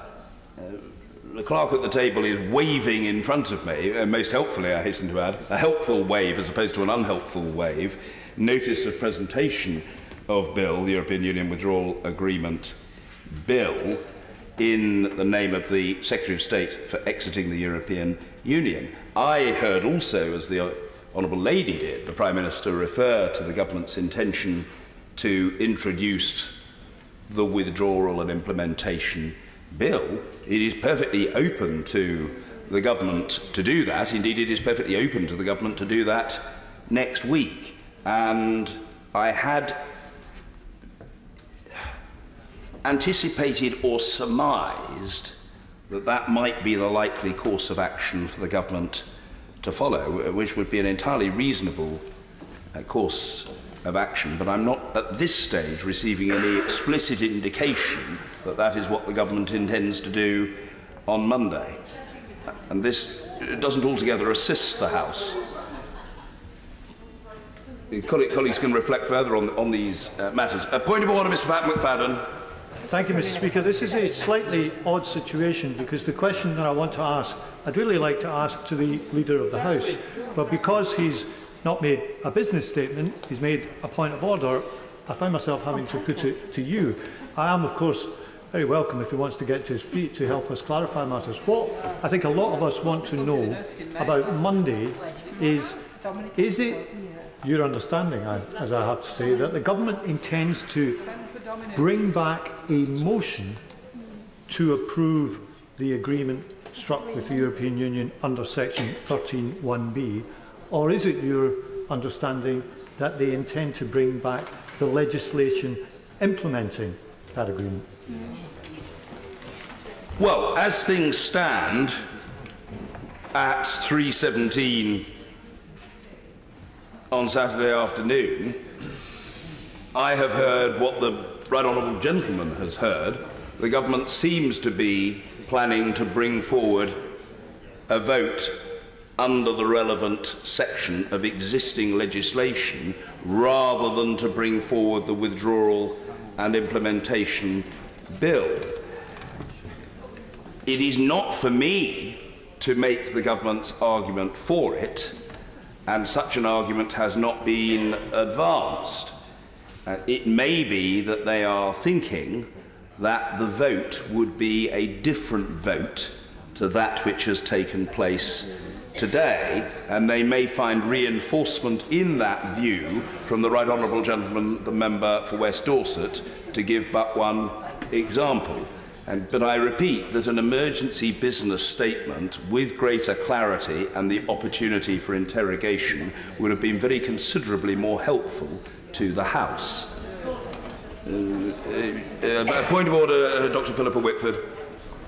Thank you very much, Mr. Speaker. As someone who's meant to lead for the Scottish National Party in the supposed Queen's Speech debate on the NHS and trade deals, I simply need to know, am I preparing a speech, as many other members across the House would? You know, there is work planned for Monday and Tuesday, and I think it's incredibly disrespectful that we simply don't know what we're doing on Monday. I don't want to repeat the position over and over again. I've already indicated that the situation is obviously less than satisfactory, but, you know, I've got an enormous regard for the number and quality of the grey cells of the Honourable Lady. So it seems to me that if she is required at short notice to shift from the penning of one type of speech to the construction of another, and it will be, for her, the equivalent of swatting a hornet It won't cause her any trouble at all. The point of order, Mary Cray. Speaker, as the chair of our proceedings here today, can you tell us if it is in order for the government to put a motion before the House today which is effectively defeated and then to retable the exact same motion, hoping for a different result, perhaps in anticipation of certain conversations that may happen over the weekend between the Prime Minister and people who have voted one way, and then and perhaps on the basis of what may or may not appear in the Sunday papers? Is it in order to bring the same motion twice on consecutive days? Do we not have to a duty to our constituents and to the country to let this matter rest? Well, I'm alert to the argument that the Honourable Lady has made. I think the fairest thing to say is, as I have been advised by the clerk, that a ruling on Monday on this matter would be sensible. I must say to colleagues that the Chair seeks to be as dexterous and versatile as possible in attending to colleagues' various points of view and in responding to questions put to the Chair. It cannot always be expected that the Chair will do so immediately when something is raised which had not previously been put to the Chair, of which therefore there was no advance notice, and which has not therefore been discussed with expert advisers. It's perfectly reasonable to seek that expert advice, to discuss it with those so advising, to reflect upon the matter in the cold light of day, and then to come back to the House with an informed, as opposed to a speculative, conclusion. Point of order, Mr. Martin Whitfield. Very grateful, Mr. Speaker, and I'm cogent of your recent comments. It would seem to me that we had a business statement setting out what was going to happen next week in the normal way. That has now been altered on a point of order, and I'm not entirely personally convinced that that was an appropriate point of order. And if it wasn't, then we have not received notice in this House of what's going to happen on Monday. And my question to the Chair is, are the government able to alter the business on Monday using the method of a point of order, or should an invite not be made for an emergency motion that we could listen to and respond to? You can put things on the order paper, but I repeat that this was not an emergency business statement. It could have been, but it wasn't. And that is a deeply relevant matter. So although the government can table that which it wishes, it can go to the table office and seek to table propositions. This is not an emergency business statement, and I'm not aware, there are precedents for most things in this House, and they're not for everything, but I can't recall readily an example of a business statement made purely on a point of order. I can recall that it's probably happened from time to time, but in any case, this isn't an emergency business statement as such. It is an indication of intent, but it's not an emergency business statement as such. Point of order, Hugh Gaffney. Can you clarify, Mr. Speaker, that the amendments to the Queen's speech, which I have one for TV licence, will they still be considered on Monday, and will there be space in the timetable to hear those amendments? Well, I certainly expect that the Queen's speech debate will be conducted, and it is to be expected that it will be continued. After all, the Leader of the House, who must have contemplated the possible scenarios, in all solemnity, informed the House on Thursday of the business for Monday and Tuesday, and he has not disavowed it. And the nod of the head from the right honourable gentleman confirms that he is not disavowing the intention to continue with the Queen's speech. So I hope that the honourable gentleman derives some succour from that fact. It is necessary for him not only to listen to me, but to observe the head movements of the right honourable gentleman member for North East Somerset. Point of order, Mr. David Linden. Thank you very much, Mr. Speaker. On a point of order, I seek your clarification on a procedural point. Quite clearly, the Leader of the House is not going to bring forward a business statement for the House, and it's quite clear from these proceedings that members wish to question the Leader of the House. Is there a provision within the standing orders to either suspend the House or give you an opportunity to consider an urgent question to the Leader of the House this afternoon in order that we might be able to question him? Yeah, very good. Urgent questions are not taken at this time, and I'm not sure that that will greatly advance matters. I will hear remaining points of order and will reflect on the other point that the honourable gentleman has made. A point of order, Kirsty Blackman. Thank you, Mr. Speaker. I've not been into the table office, but I understand that the orders of the day for Monday have been tabled and they don't, in fact, include the Queen's speech debate for Monday. So I'm not sure whether the Leader of the House's nod there meant that we would be having a Queen's speech debate on Monday or we wouldn't be having a Queen's speech on Monday, because the orders apparently just include debate on the European Withdrawal Act. Obviously, most of us have not had the chance to go to the table office and see this order paper.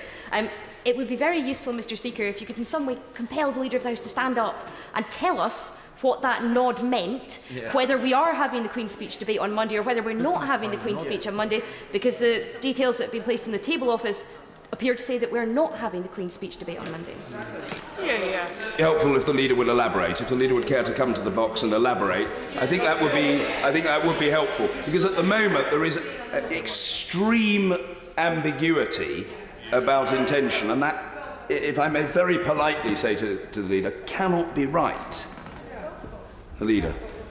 Mr. Speaker, I think you worry unduly that there will be a full emergency business statement on Monday, which is part of what I was saying, so that people will have a full appreciation of what business there will be. This was made on a point of order because the situation has arisen urgently, and it was important to make it clear to the House straight away what will happen.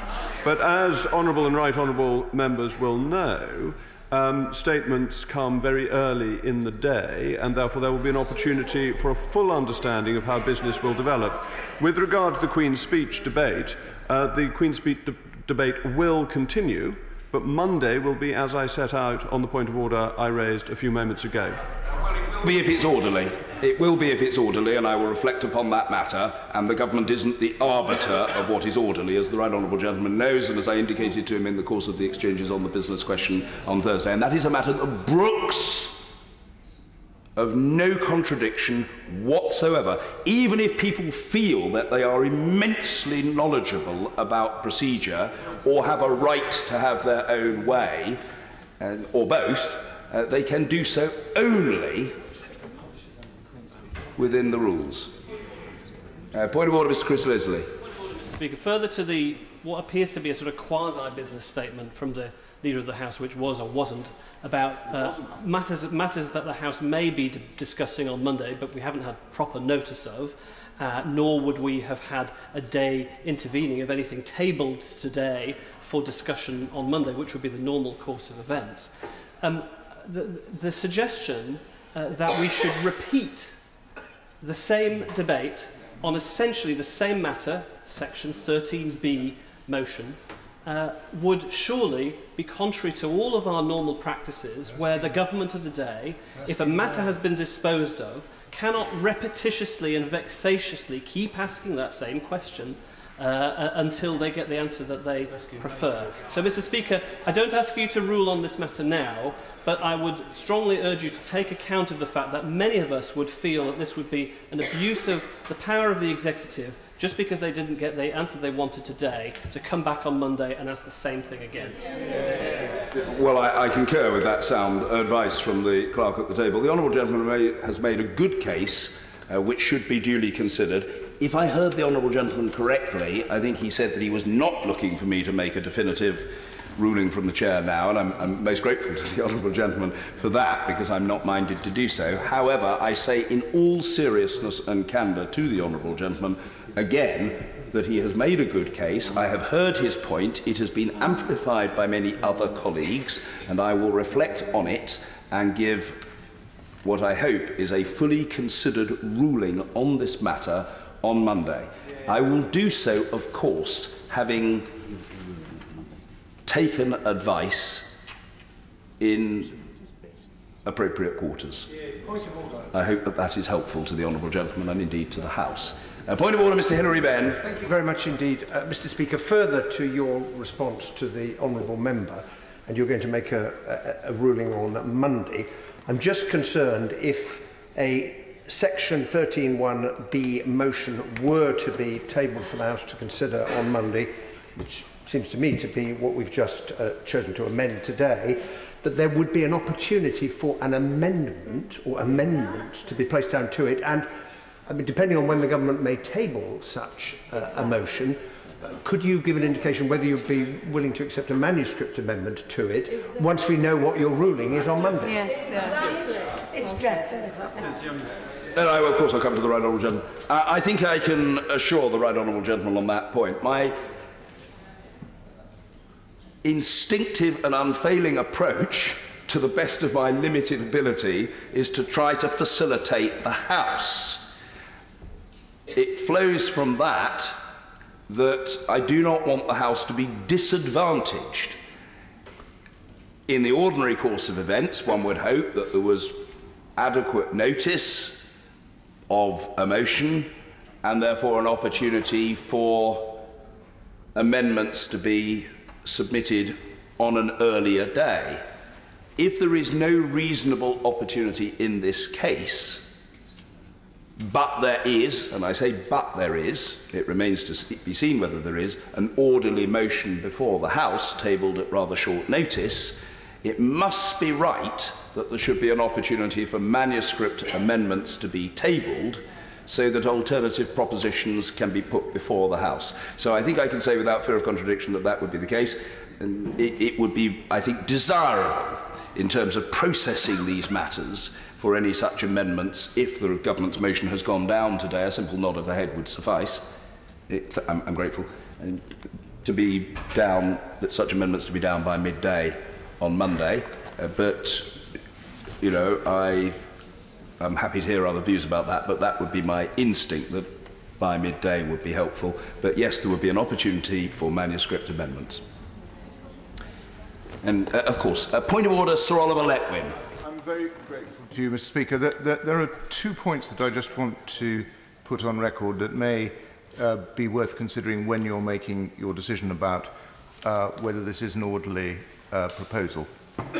The first is that, contrary to what one might assume, it is not the case that even if the Prime Minister has written his letter tonight, as I believe he now will and must, that this motion, which the government has now put down, is in a substantially different context, would have a substantially different effect from the one which they tried today, but which the House rejected. And the reason for that is that in the Benn Act, we provided very specifically that if there is a validation by the House through an approval of the withdrawal agreement, subsequent to the depositing of the letter with the European Union, that letter can then automatically and immediately be withdrawn.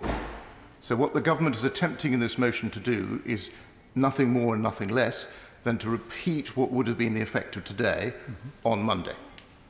Secondly, I think it is important that the decision of the House today, when it passed the amendment and then subsequently passed the motion as amended, was specifically that the House was withholding approval unless and until the legislative stages of implementation had occurred.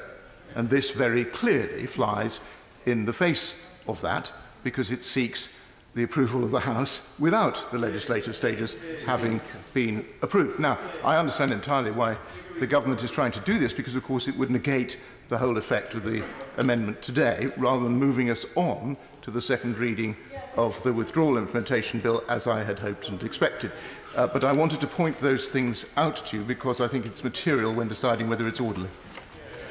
Well, that is an extremely helpful series of points from the right honourable gentleman. I merely, in responding to the right honourable gentleman, repeat what others will have heard, namely that the Prime Minister himself talked about introducing the legislation. I cannot recall off the top of my head whether he referred to when that would happen. I don't know whether he said that it would be next week, but he certainly did indicate that that was the intention. So one deduced from that that that was indeed what the government was proposing to do, rather than to introduce a motion under an earlier act.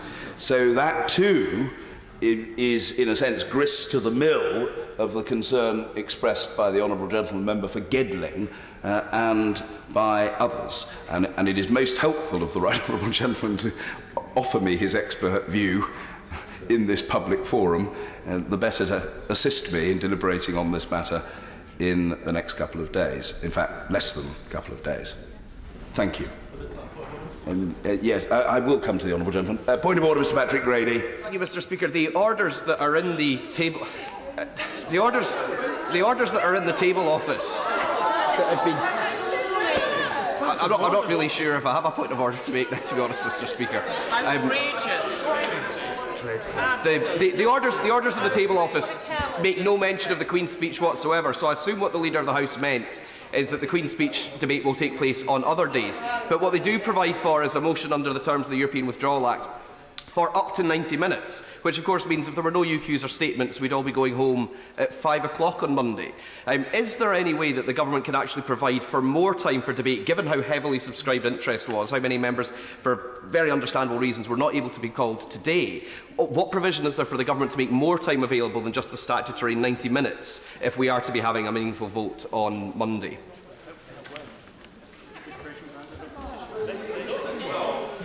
People are bound by the standing order, but it's possible to put a business without motion down, but it would have to be done before the close of business today. I'm very sorry that the Leader has left. I know some colleagues are complaining about that, but you know, this is not a business statement or a business question. And indeed, I know colleagues are indicating from a sedentary position that they think it should be a business statement, and I had anticipated that it would be an emergency business statement, but it has not been. If it were a business statement or an emergency business statement, the Leader of the House would obviously stay throughout the exchanges, but it wasn't, and he hasn't. And colleagues must form their own view of that. Yes, of course, I'll come to other colleagues. Point of order, Mr. Stephen Doughty.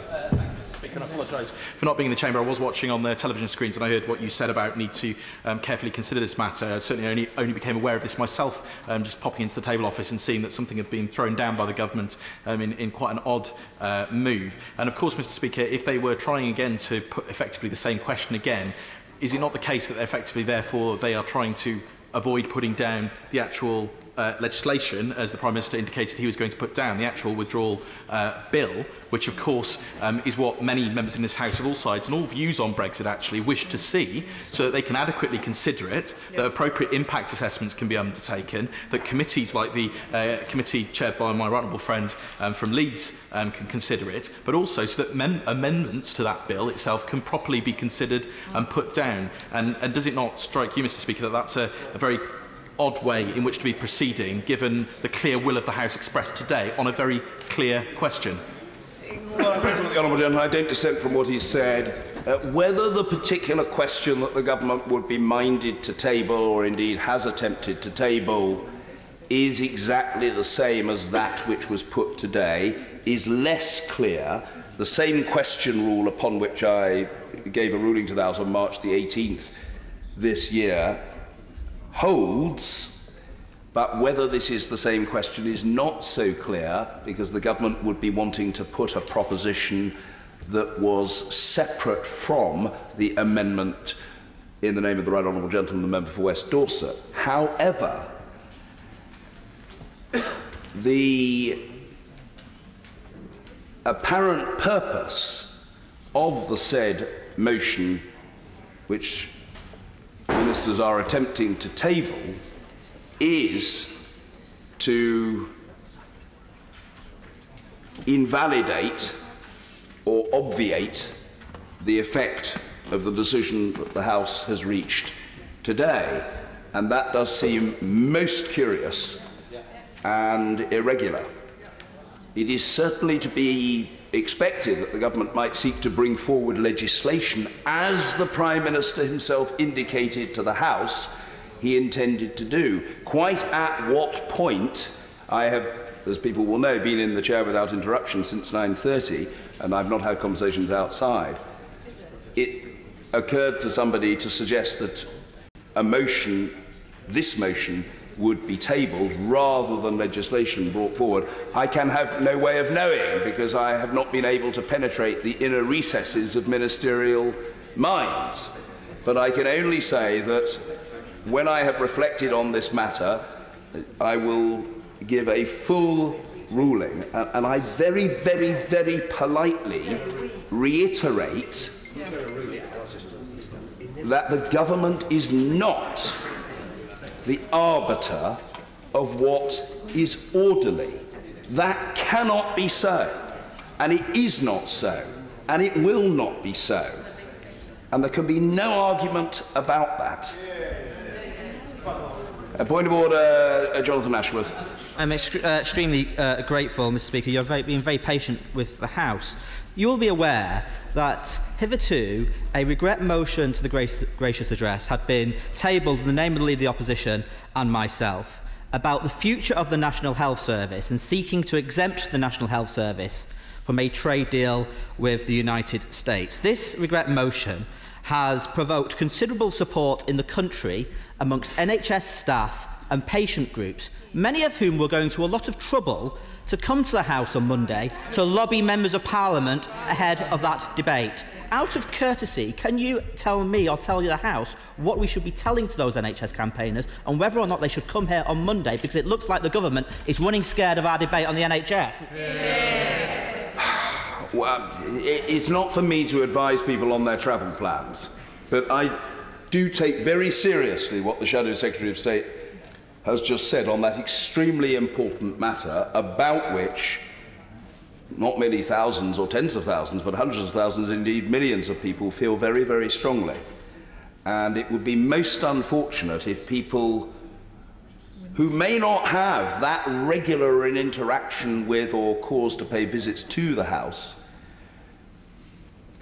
intend to visit the House, they are inconvenienced and disadvantaged with very little notice and without explanation, let alone apology. I cannot think that that conduces to the better reputation of the House.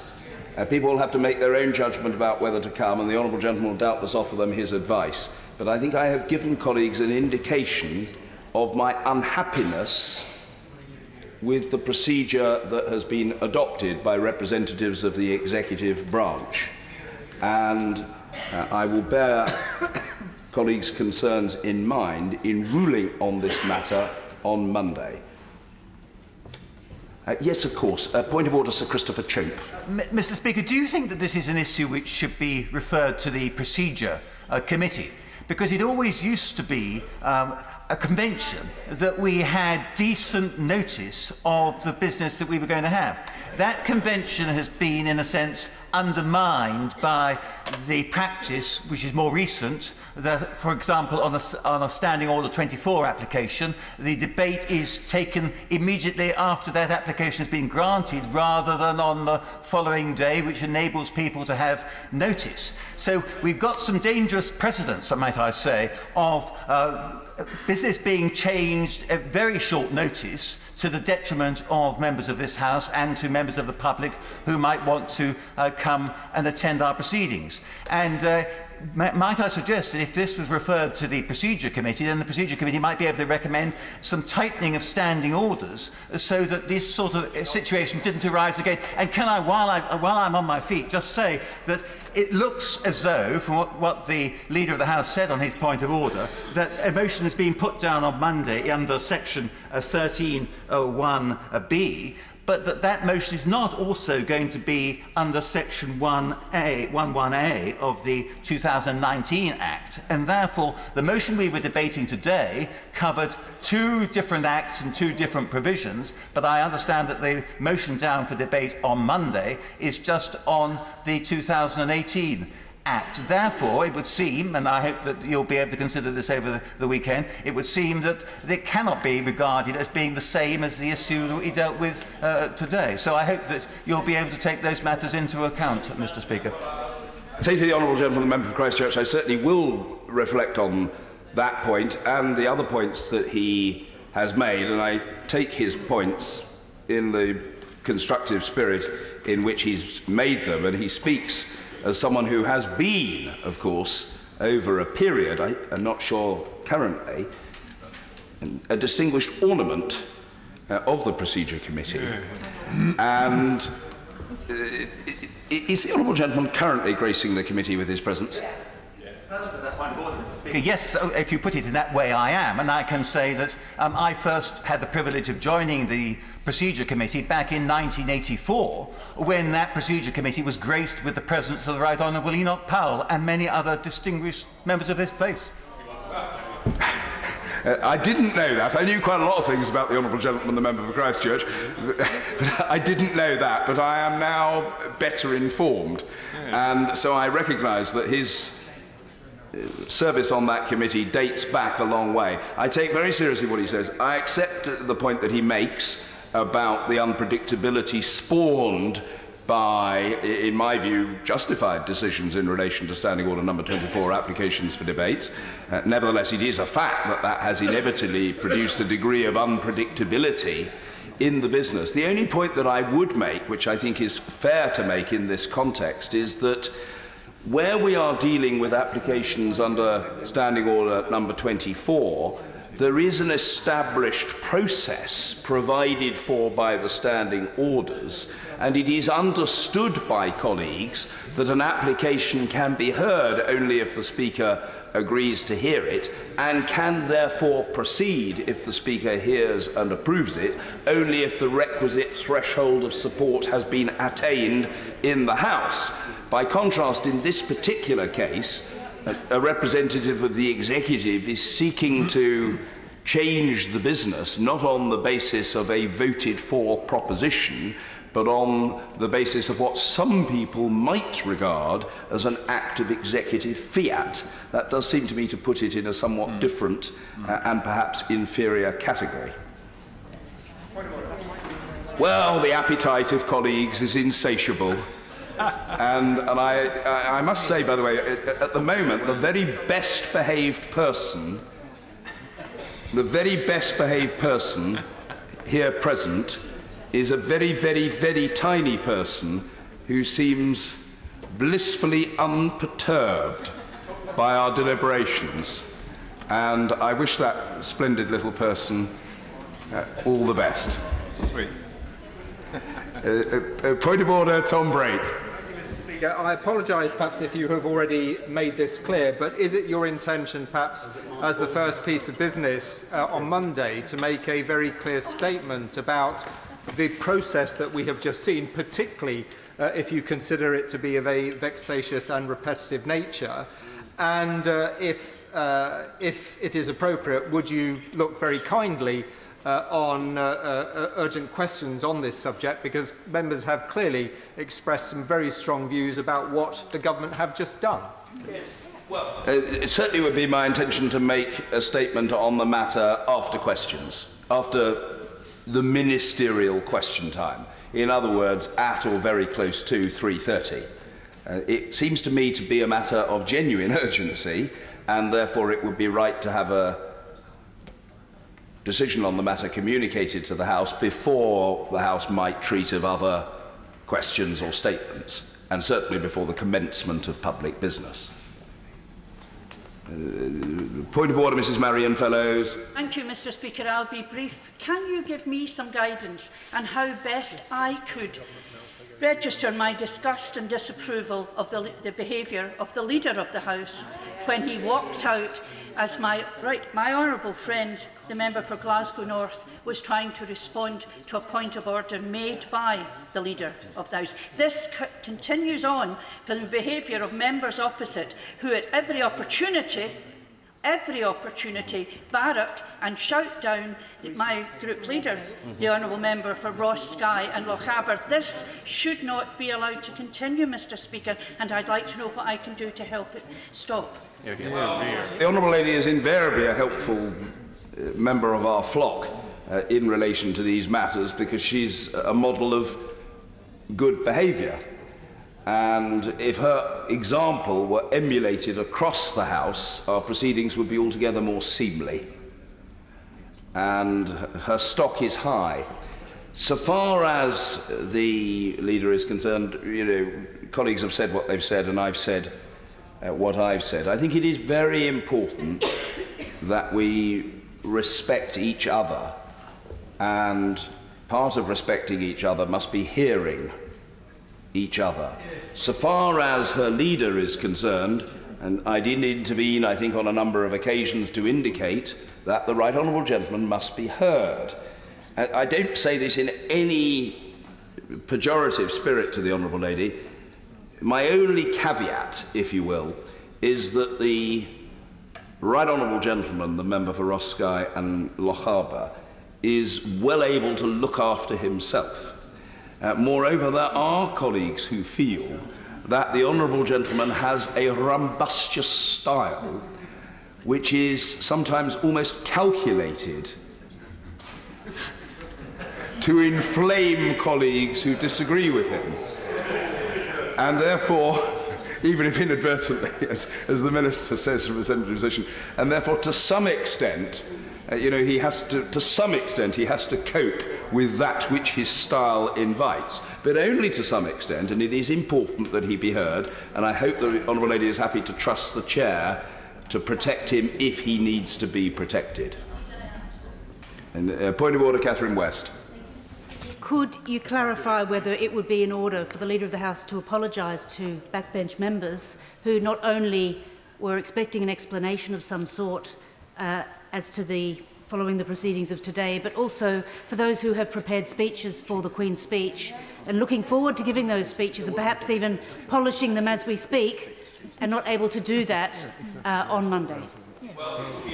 Leader of the House to do that if he so chose. He's not in the chamber now, and so even if he were minded to do so, and he may not feel so inclined, he could not do so at this moment, but the right honourable gentleman will doubtless be back in his place on Monday, as I'm sure the honourable lady will be in hers, and further exchanges on that matter and others can take place.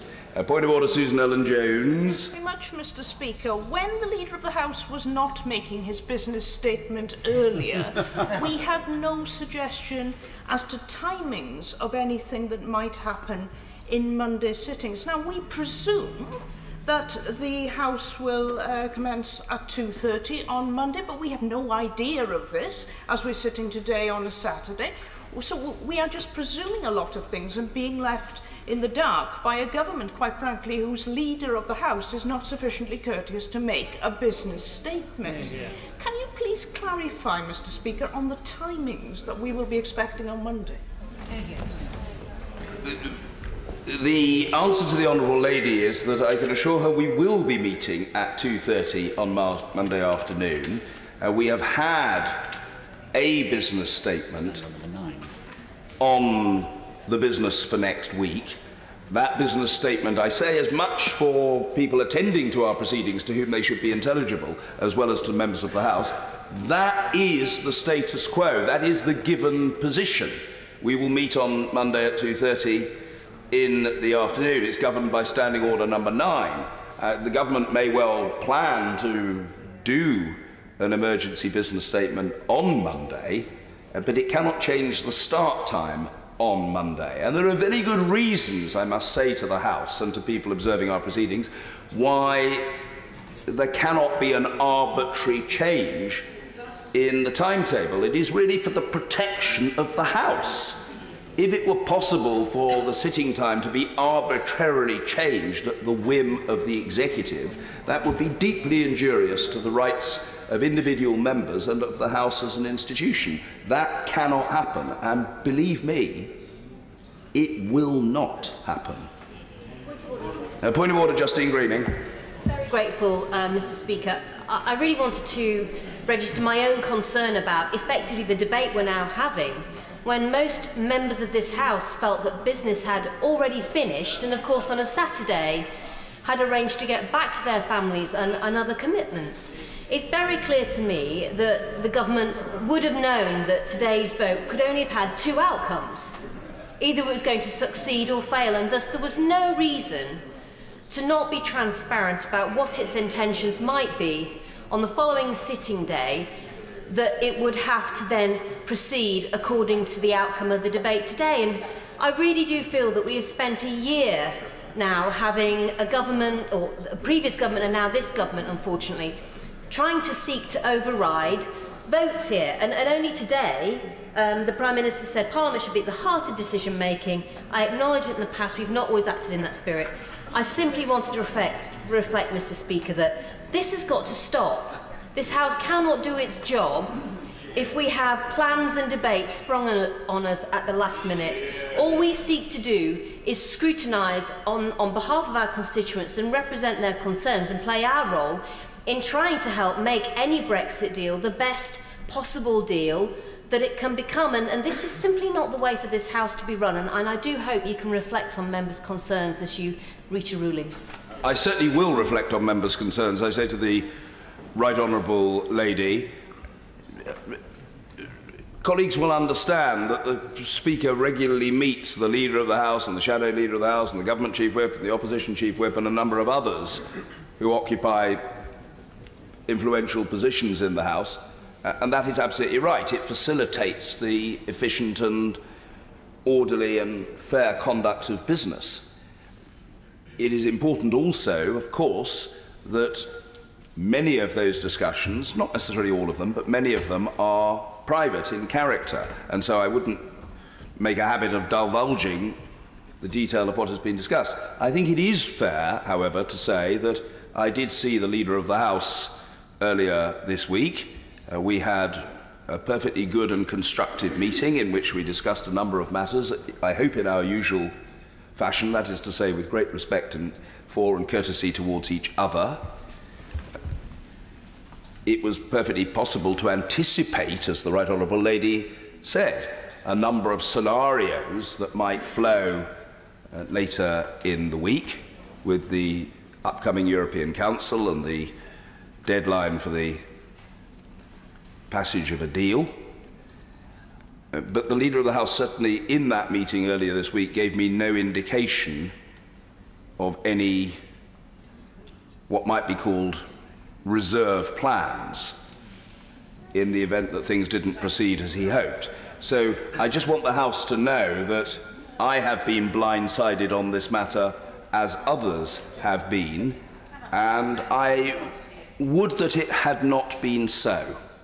I express myself, I hope, in quite an understated fashion. I would that it had not been so, and rather than pronounce with sound and fury now, which I don't think would be the right thing to do, I will reflect on the matter, absorbing what colleagues are saying, consulting others for their advice, and reporting to the House on Monday. And I'm extremely grateful to the Right Honourable Lady, who's an immensely dedicated parliamentarian, who has served, if you will, on both sides of the fence, both as a senior minister and indeed as a backbench member.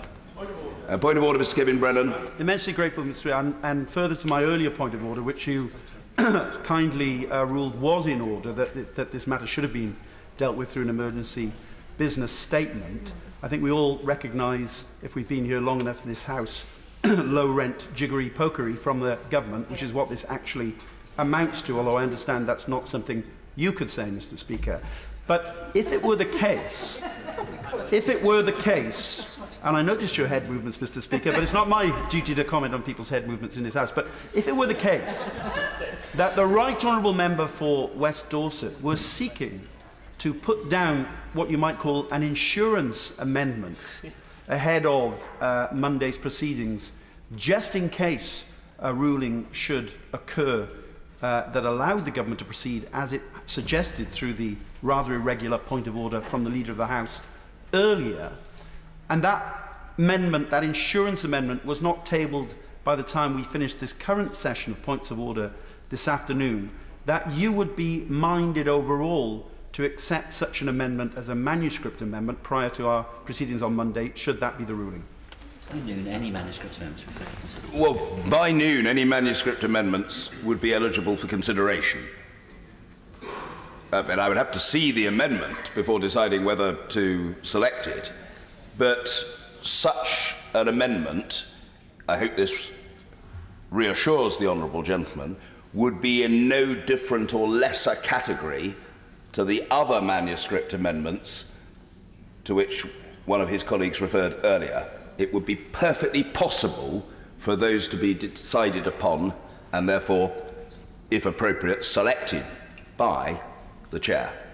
I hope that that's helpful to the honourable gentleman. Point of order, Kirsty Blackman. questions, Mr. Speaker. I'm wondering if you've had any indication from the government about whether or not they intend to undertake and publish an economic impact analysis on the Brexit deal in advance of bringing it to us again on Monday. Forgive me, I heard the Honourable Lady refer to an economic impact analysis. I didn't quite understand her, I didn't quite hear her question. Forgive me. The Brexit Secretary this morning confirmed that the government has not undertaken an economic impact analysis on the Prime Minister's deal and therefore has not published it. I'm wondering if you've had any notice, Mr. Speaker, about whether or not they intend to undertake and publish that analysis in advance of Monday, if they've now got a few extra days, before they bring that back to us. I've had no such indication at all.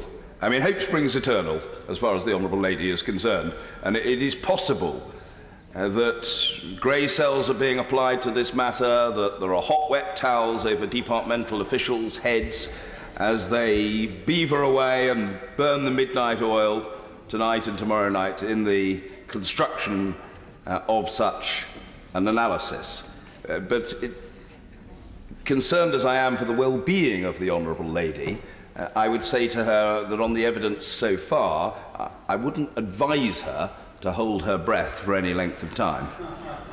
Point of order, Mr. Stephen Doughty. Thank you, Mr. Speaker. On a separate point of order, and I welcome the remarks you made already in response to the other points, but I wondered if you could say whether you knew how we will know whether or not the government has sent the letter to the European Council to comply with the terms of the EU Withdrawal Act number 2 by 11 o'clock tonight, because I wondered whether they'd indicated whether they were going to lay it in the library or put a copy on the government.uk website or otherwise, because otherwise, Mr. Speaker, we could be in the dark until Monday as to whether this has even happened, and given the jiggery-pokery, as has been described, that is going on, no doubt they would seek to hide from us whether or not this letter has in fact been sent as required by the law. Well, there's no requirement for it to be laid. I don't think there's any, from memory of the legislation, there's no legal requirement for it to be laid or for it to appear in the library of the House. So I can't offer the Honourable Gentleman any great comfort on that point, knowing the indefatigability of the Honourable Gentleman. I rather imagine that he will be pursuing this matter with considerable intensity over the next 24 hours or so, and possibly for most of those 24 hours, allowing himself a couple of hours here and there for sleep, perhaps. And so I'm sure he will be making his own inquiries to try to ascertain whether the letter has been delivered, and I dare say representatives of the Fourth Estate may be making such inquiries as well. So I imagine enlightenment will descend upon us at some point, and I'm quite sure by the time we sit on Monday we'll know the answer to his question, and I expect him at that point to be in his place. Point of order, Mr. Peatwish. I think there's just so much distrust about the Prime Minister and the signing of this letter that can I suggest, maybe through your good offices, that this is done as publicly as possible. Now, there's a popular TV programme on tonight called Strictly Come Dancing, and I'm pretty certain that Tess and Claudia would welcome the Prime Minister to attend and order that letter could be signed so the whole nation could observe it. Well, it's not for me to advise the Prime Minister on either his viewing habits or his attendance at popular television programmes. And I'm certainly not aware that the Prime Minister's got any plans to take part in that particular programme in a dancing capacity. I'm not conscious of that. It's not something he and I have ever discussed. But I note the point that the Honourable Gentleman has made. The wider point is about transparency. The wider point he's making is about transparency. And I agree that it is absolutely right and proper that we should know what action has been taken on this matter. But I do feel that colleagues will take their own steps to try to ascertain what happens over the next 24 hours or so.